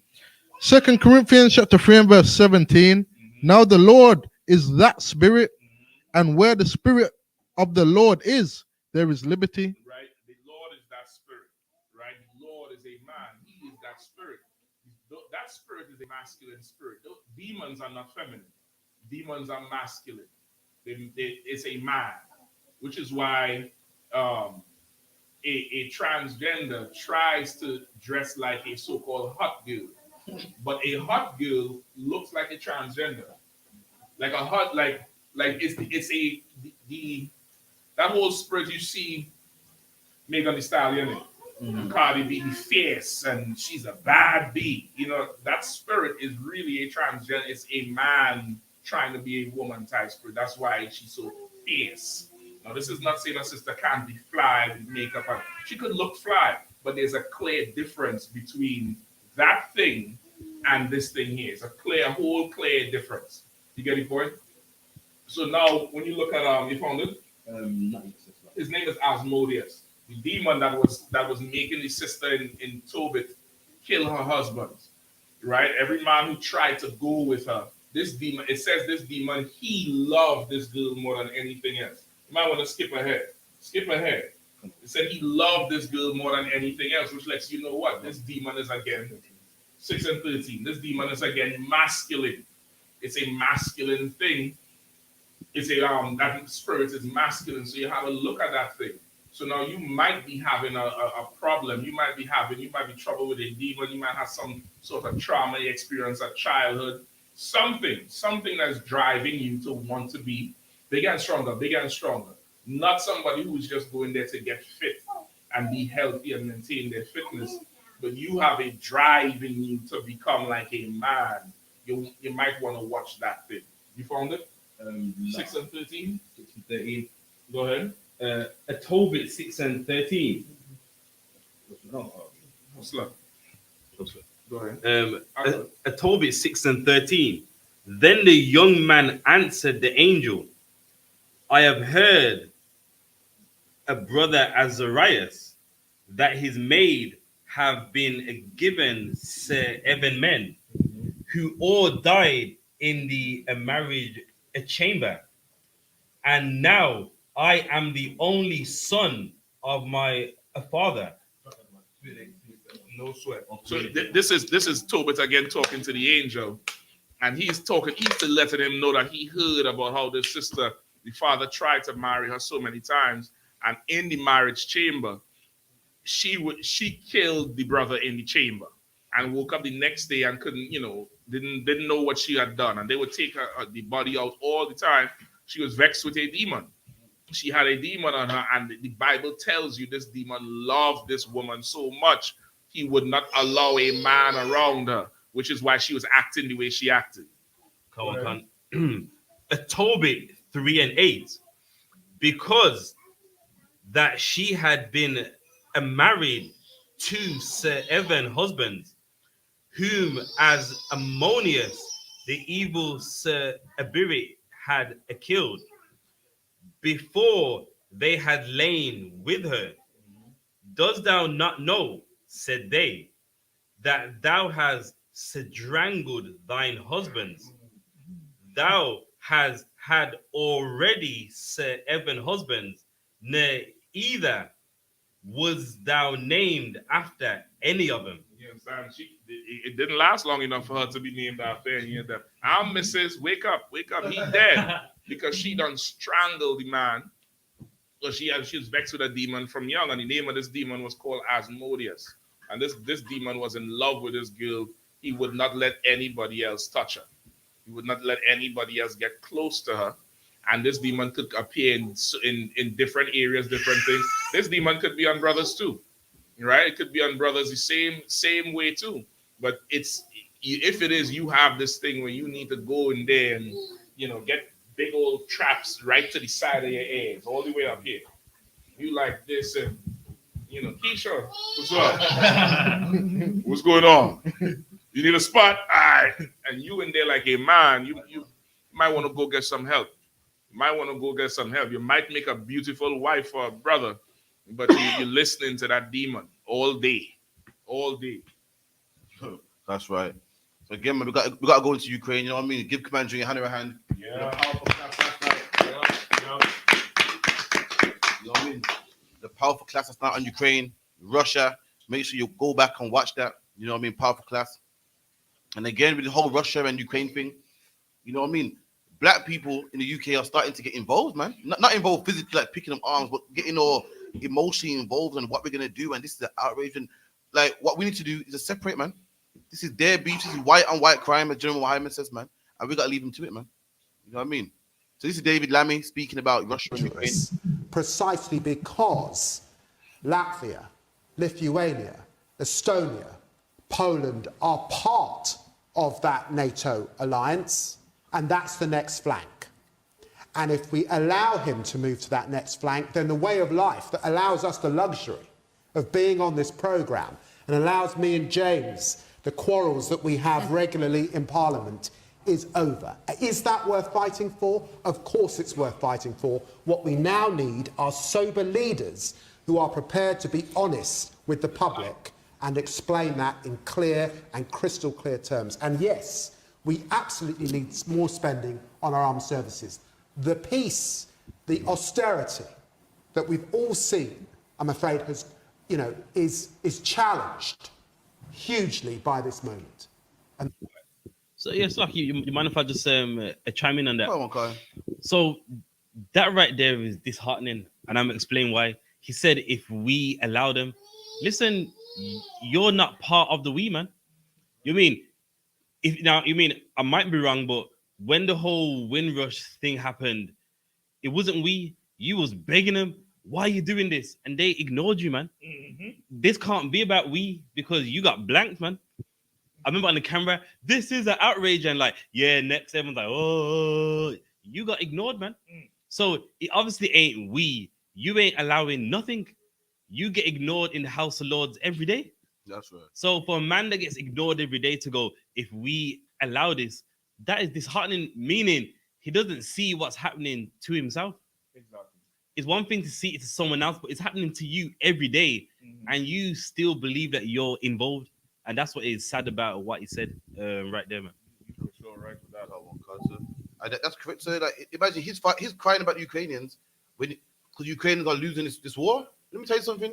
The Ukrainians got a country to lose. Right. We even got a country to lose, man. That's right. Ukrainians, the Ukrainian country getting bombed. Guess what? We don't have a country to even bomb. Well, you feel sad. We got bombed. There you go. We get bombed all the time. What if it happened to Mark Duggan, man? What if it happened to Rashad and Charles? What happened to what's this New Cross Road? There you go, massacre. New Cross Road massacre. 13 dead, nothing said. There you go, man. What happened to the Philly in Philadelphia? The Philly Move movement, where they came over with a helicopter and dropped a bomb on a city building, brother, and killed people, killed young kids. That sister who ran with George Bush for elections, Condoleezza Rice, I think she was in that fire, or her sister was in that fire. So, like, they dropped bombs on us. Tulsa, Oklahoma, they dropped bombs on us. Like, so what? People get bombed every day. They be all right. Them Ukrainians gonna be all right. People get bombed every day, B. That's right. Them Ukrainians, they're gonna be all right, man. You're gonna be all right. You're gonna be right back.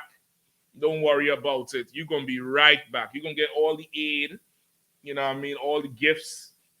I see they circulating some video with a tank saying how they ran over a civilian and blah, blah, blah, blah, blah. Well, show me the video of the civilian. Right. Because I see more cars driving past that tank, and that tank ain't tried to do nothing. I mean, we men of war, I think it was soldiers in that damn car, and the intel tell them that's who you had to fight.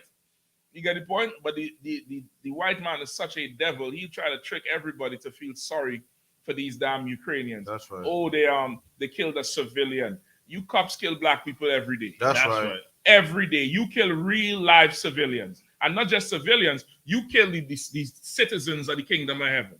You kill the real Jews of the Bible, and nobody don't say a goddamn thing. So let Ukraine put ice on that, man. Go get some Bengi's bomb. Put some ice on that, man. They'll be all right, man. Like the captain said. And black people getting this is our war, man. We're too far down. It's like if you're a dog of the house, you don't get to make decisions of what the owner does. You don't get to make decisions on the gas and the rent. And that's us, man. Two big white countries are fighting, and we're just the people at the bottom, man. Let me tell you something. If the Russians win the war, guess what? Black people will be speaking Russian, man. Yep. If Ukraine win, we'll be speaking whatever language they speak, man. We think we got a say in this thing. We think, you know what? I'm backing so-and-so. We're just at the bottom. Remember slavery don't go by the book yard, where black in the Caribbean, black people was ruled by the Spanish first. Then the British came and took over. And could you imagine being a black slave thinking, yes, they killed my master? And guess what? You went from speaking Spanish to speaking English. Right.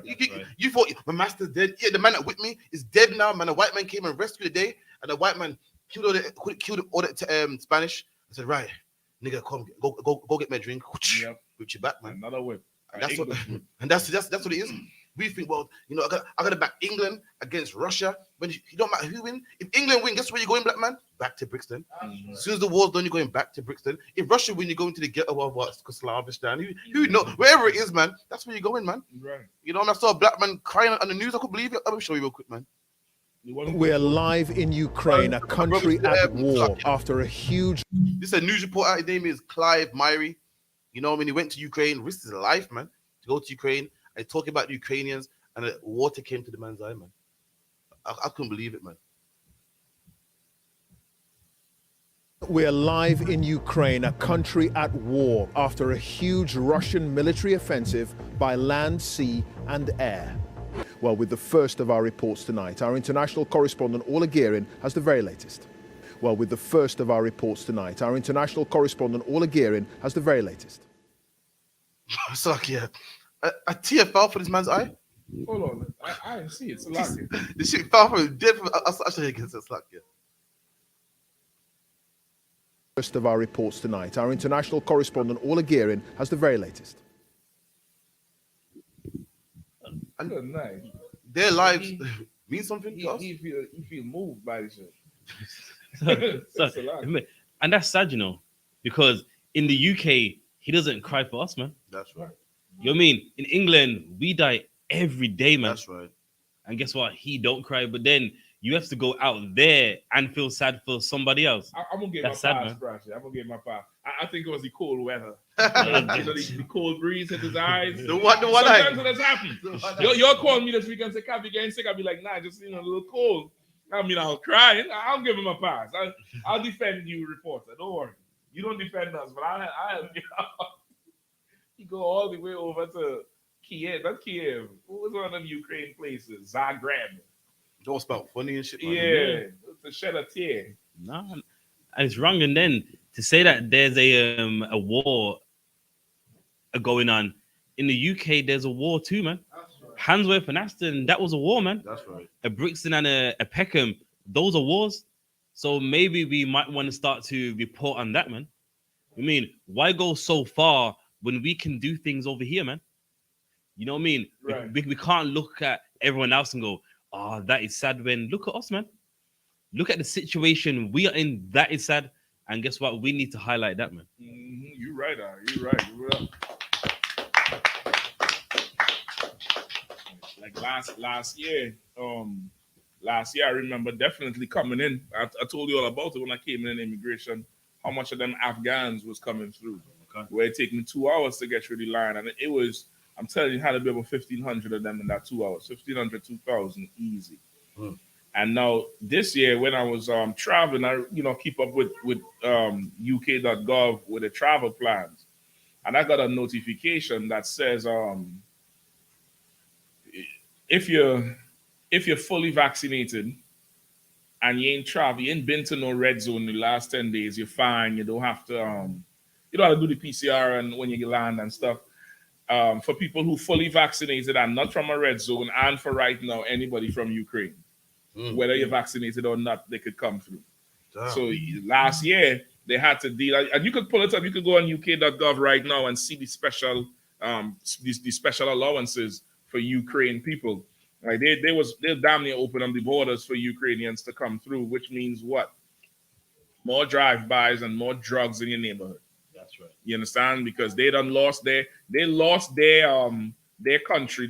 They got displaced, and now they gotta come and watch you with your big nigger lips and your big nigger earrings and your nigger gold teeth and your nigger food, and they gotta watch all of that, and they're going to be absolutely jealous, and they're going to be so enraged at our communities and not see that we just destroyed. We just the children of the Lord. That's why we look so good, but they are going to hate us.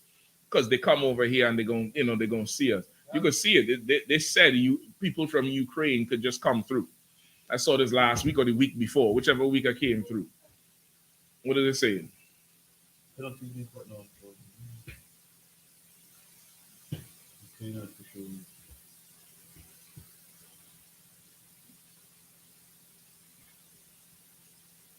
Now look for where the entry into. No, you might have to go where the entries thing and coming into UK.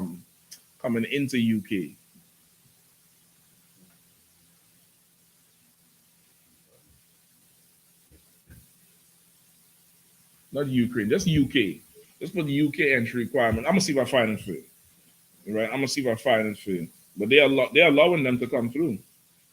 You know what I mean?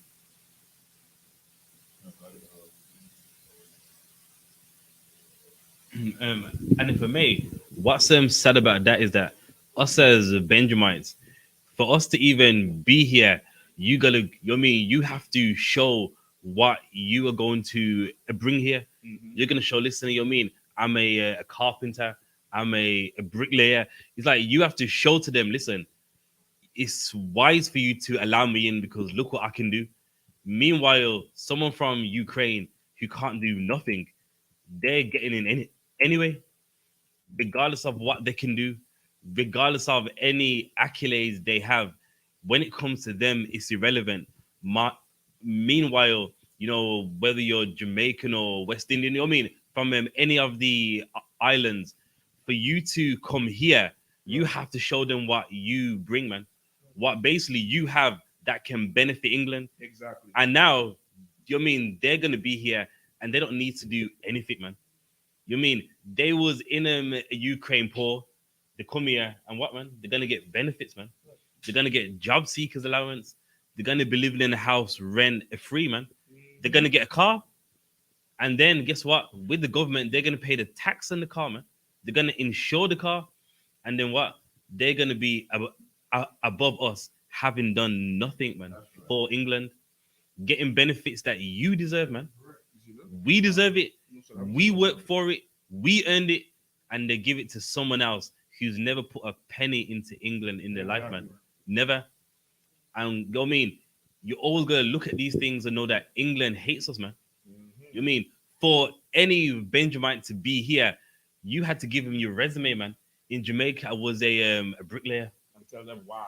And you know what I mean? You gotta give him why, you know what I mean? You should let me in here because when I'm here, you know what I mean? I'm going to education, and you know what I mean? By the time I'm done, I'll become this.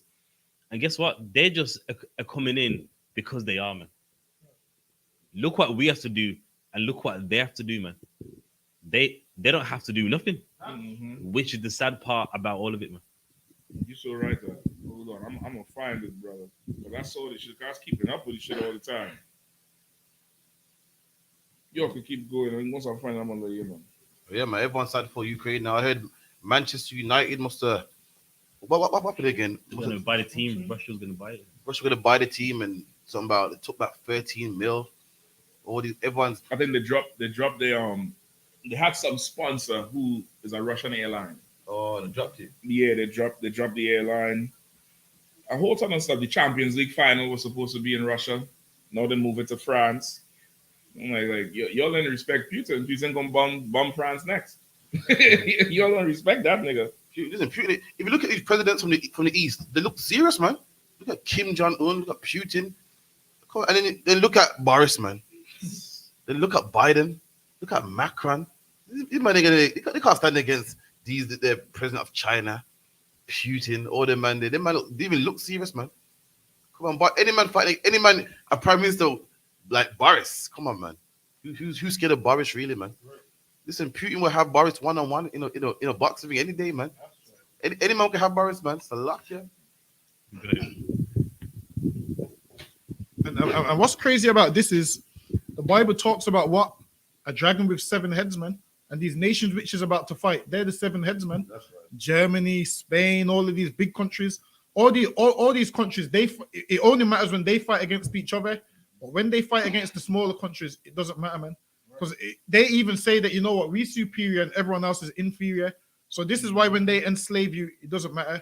This is why they had a meeting, man, years ago in the 1800s.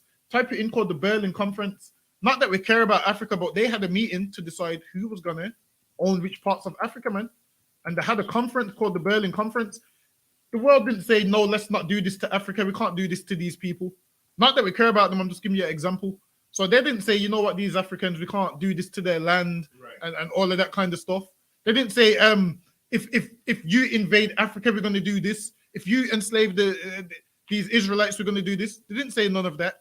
Go back on that Berlin Conference and see what the Berlin Conference was about. The Berlin Conference, 1884 to 1885, also known as the Congo Conference, West Africa Conference, regulated European colonization and trade in Africa during the new imperialism period, and coincided with Germany's sudden emergence as the imperial power. See if there's a part, because there should be a part in there which tells you how they all sat down together and they decided which part of the land was going to conquer.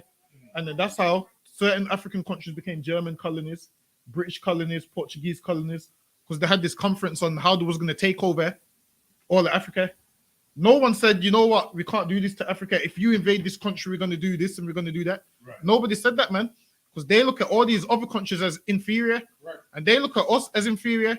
And this is why we go from one slave master to one slave master, man. Listen, man, the Spanish enslaved us. And what happened? England went to war with the Spanish. England, you see how all these countries want to go to war with Russia for the Ukrainians. They want to go to war to save the Ukrainians. That's right. But with us, they went to war so they could enslave us, man. That's right. The difference. Imagine the Spanish had us had the Native Americans in slavery, and the British said, you know what? We're going to go fight the Spanish so we can have them in slavery. And this is why the Maroons ran for the hill, man. because they understood something. Right. They understood, you know what? These next people's gonna enslave us as well. That's right. They didn't treat us how they're treating the Ukrainians, man. Imagine this: World War One, they all went, they all fighting over their own affairs. World War Two, they didn't want Hitler to reign. They're fighting over them affairs, and nobody fought for black people, man. You've been picking cotton for all these years. There's never been no fight for you, man. That's right. But the one thing for us is God's gonna fight for us, That's man. right. And that's all we need, man. God's gonna fight for us, man. That's what World War III is about. World War III is about God fighting for the children of Israel, man. And we're gonna be freed from these slave masters. You know why? Because you leave it up to these 7 heads in Revelations. They ain't gonna fight for you, man. They're only gonna fight for themselves. And you're just at the bottom. And what you'll realize is the reason why it was World War I and World War II is why? Because they dragged you in it. How they're trying to drag you in it now, man. Why? Because you're a colony of whichever country rules over you, man. Right. Like, say for instance, the Caribbean, we was fighting for who? Great Britain, because we're a colony of them. See if you can pull me that next letter with Marcus Garvey, when Marcus Garvey told the British Army that he's behind them in the war. He prayed for them. See if you can find it. See if you can find it. So lucky we be getting on Marcus Garvey every week. He was genuine with that, or he was He was being serious. He was being serious with that. The rope him into basically wanting Britain to win the war. Is it on the? I'm not sure. Type in Marcus Garvey praise for British Army or something. He sent them letters. Actually, what is it? I think he sent them letters, gifts, some money. He sent them money as well. Actually, see if you can find it. This is the side of Marcus Garvey no one tells you about. Hold on, let me see if I can find it. World War II? Come on, can't say. So he was supporting Britain. Let me see if I can find it. Well, yeah, and that's what most people don't really know. Like, a lot of their movements is they get funding from Israel. You know, funding from the Russians. I think the Russians was funding Martin Luther King and the civil rights movement at one time. That's why they did the whole move against the communists. They say he was a communist, this communist, that. You know what I mean? They always do that thing. They always, and that's what in forming alliances, they always try to do it because they use us to push their agenda. You know what I mean? Commander Yohanna always say, we're not affiliated with nobody. You're not going to be able to come in here and say, I'm going to make a big donation to you, or I like what you're doing. In exchange for what? In exchange for, you want now us to start saying something or doing something on your behalf. That ain't going to happen. That's true. But that definitely happens with them. You know what I mean? You found them? But the really first thing you had again. You know what I mean? Whatever going on in between Ukraine and Russia right now is for sure old as could be. Putin said it. He said we are one people fighting an old war. And he ain't lying. Like I checked the history on Russia. When you get a chance, you should look it up. Like, they've been fighting this war since 800 AD, right? And this is before there was any real, any Russia. Because I think the original people is them Viking people from up north, the old Viking crew, and they had different places they came down and first, conquered where Kiev was, and then further up north they had some place called something Rus, Kiev Rus or something like that, and they fought wars for a few hundred years. And then you had the Asians moving in from the east, the Tartars, then you had the Bulgarians and the Polish coming in there. And they were fighting the wars over that territory over and over and over. I think the first dynasty was called the Rurik dynasty or Runic dynasty. And he had sons. He rolled up in that territory. He made a alliance with the Byzantine Empire, with Constantinople. And in exchange for help, because I think at that time they was at war with Sweden.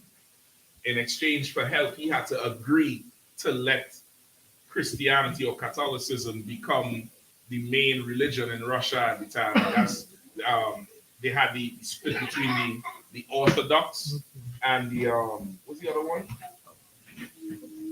The Orthodox and the Christian.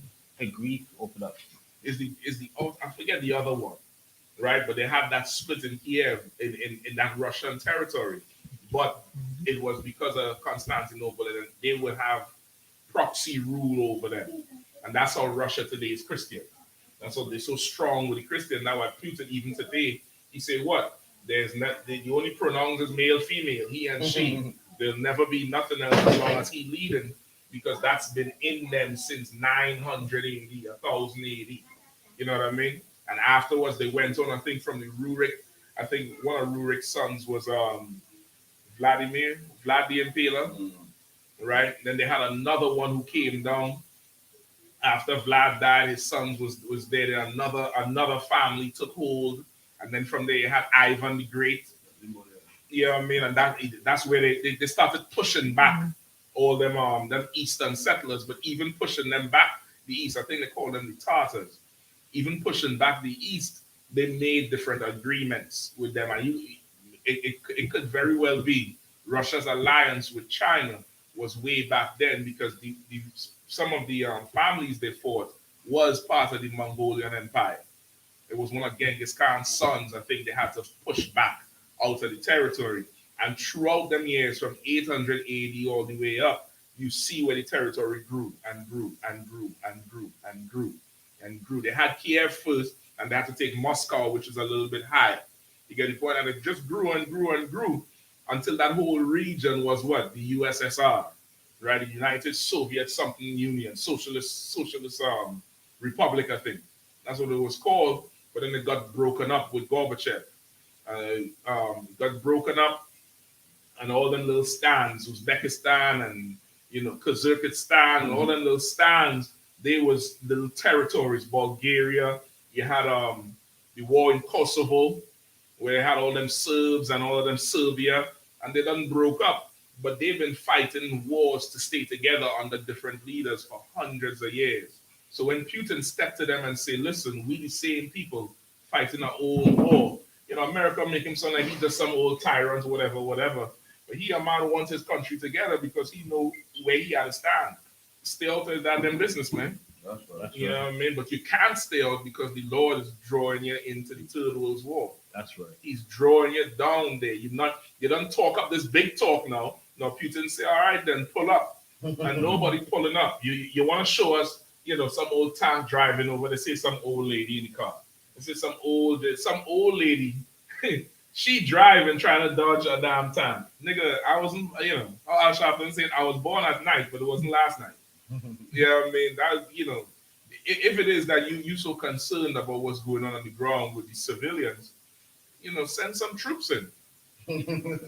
Send some troops in. NATO, send them NATO soldiers in.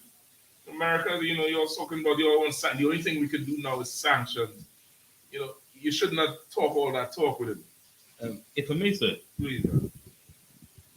Yeah, like I did notice that as well. With England and America, they were talking big talk, man. Well, Russia does that, it's gonna be war. You know what I mean? You basically saying they better watch out. And now that Russia has done what they said they would do, all we're gonna do is sanction you. I think it was Boris Johnson said that with the UK, we will not turn our eyes away from the wickedness that they do. But before that, he was then saying that he was like, listen, if you do that, you know what I mean, someone's mothers are going to cry. And now all of a sudden our eyes won't turn away from what Russia does. That's two different stories. You say somebody mother gonna cry? Yeah, basically like someone's gonna die.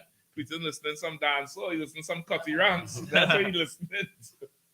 Of NATO and of the European Union would be only partially sovereign and required to seek the Kremlin's approval before inviting any military personnel from NATO countries onto their soil. The Czech Republic, at the very heart of Europe, hundreds of miles from Russia, would have to ask the Kremlin for permission if she wanted to invite a company of German infantry to join an exercise or even to help with flood defenses. There is nothing new about large and powerful nations using the threat of brute force to terrify reasonable people into giving way to otherwise completely unacceptable. He said there's nothing. He said there's nothing. What pull it back? Just that last piece. You had to go all the way back. Just a little bit.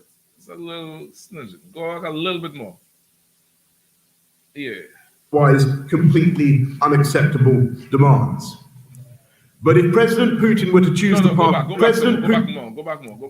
unacceptable, giving way to otherwise complete reasonable people into giving force to about large and powerful nations using the threat of powerful nations. New about large and there is nothing new about large and powerful nations using the threat of brute force to terrify reasonable people into giving way to otherwise completely unacceptable demands. Stop right there.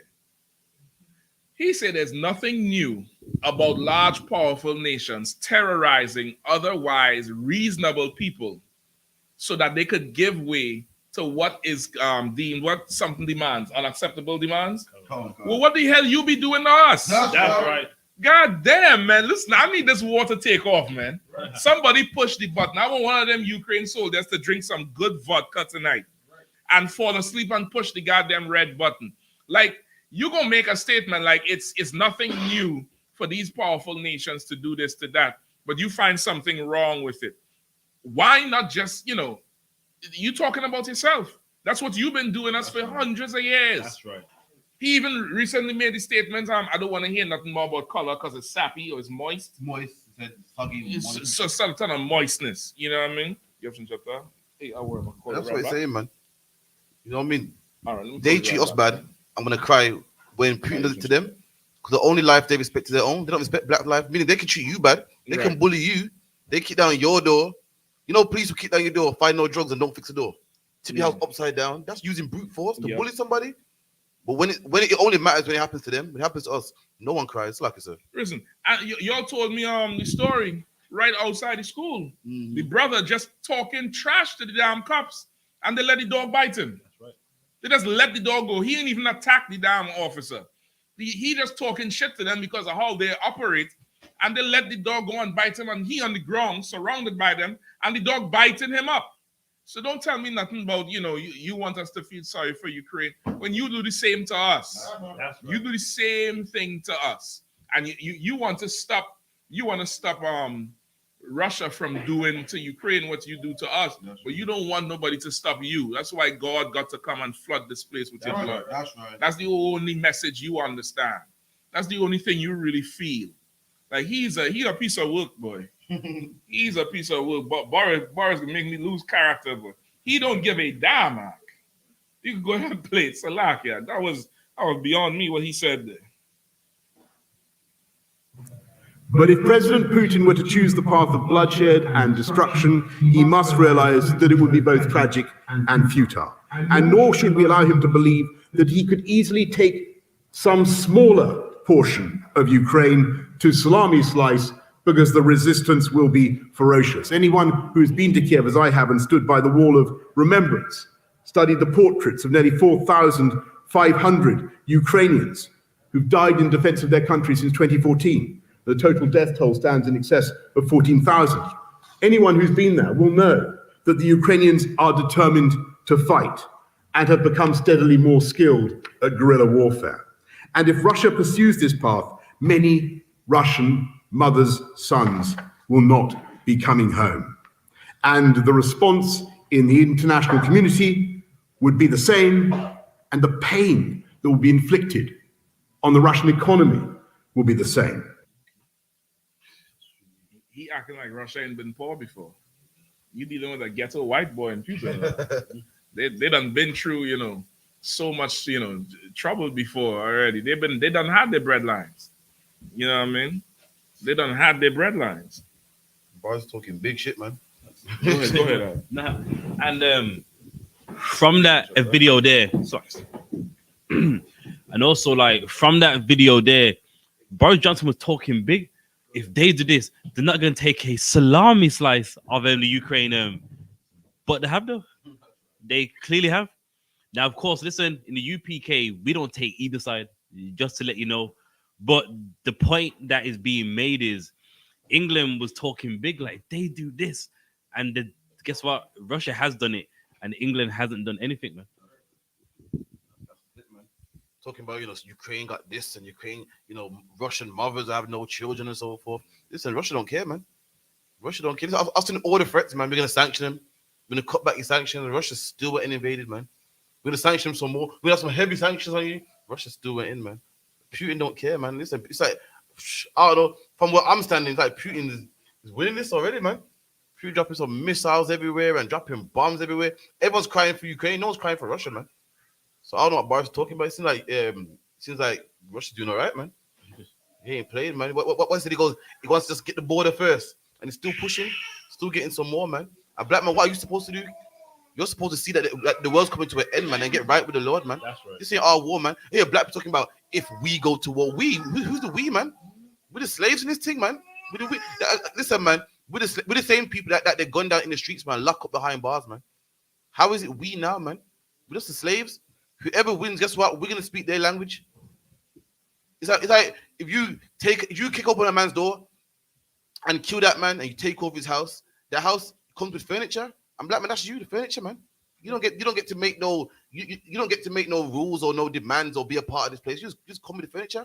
And when they overthrow England, they're gonna be slaves, and that's us, and they're gonna take over us, man. You know what I mean? Anyone want to chime in that? We'll catch this back or tomorrow. No, we're going to I feel that's pretty much it, you know.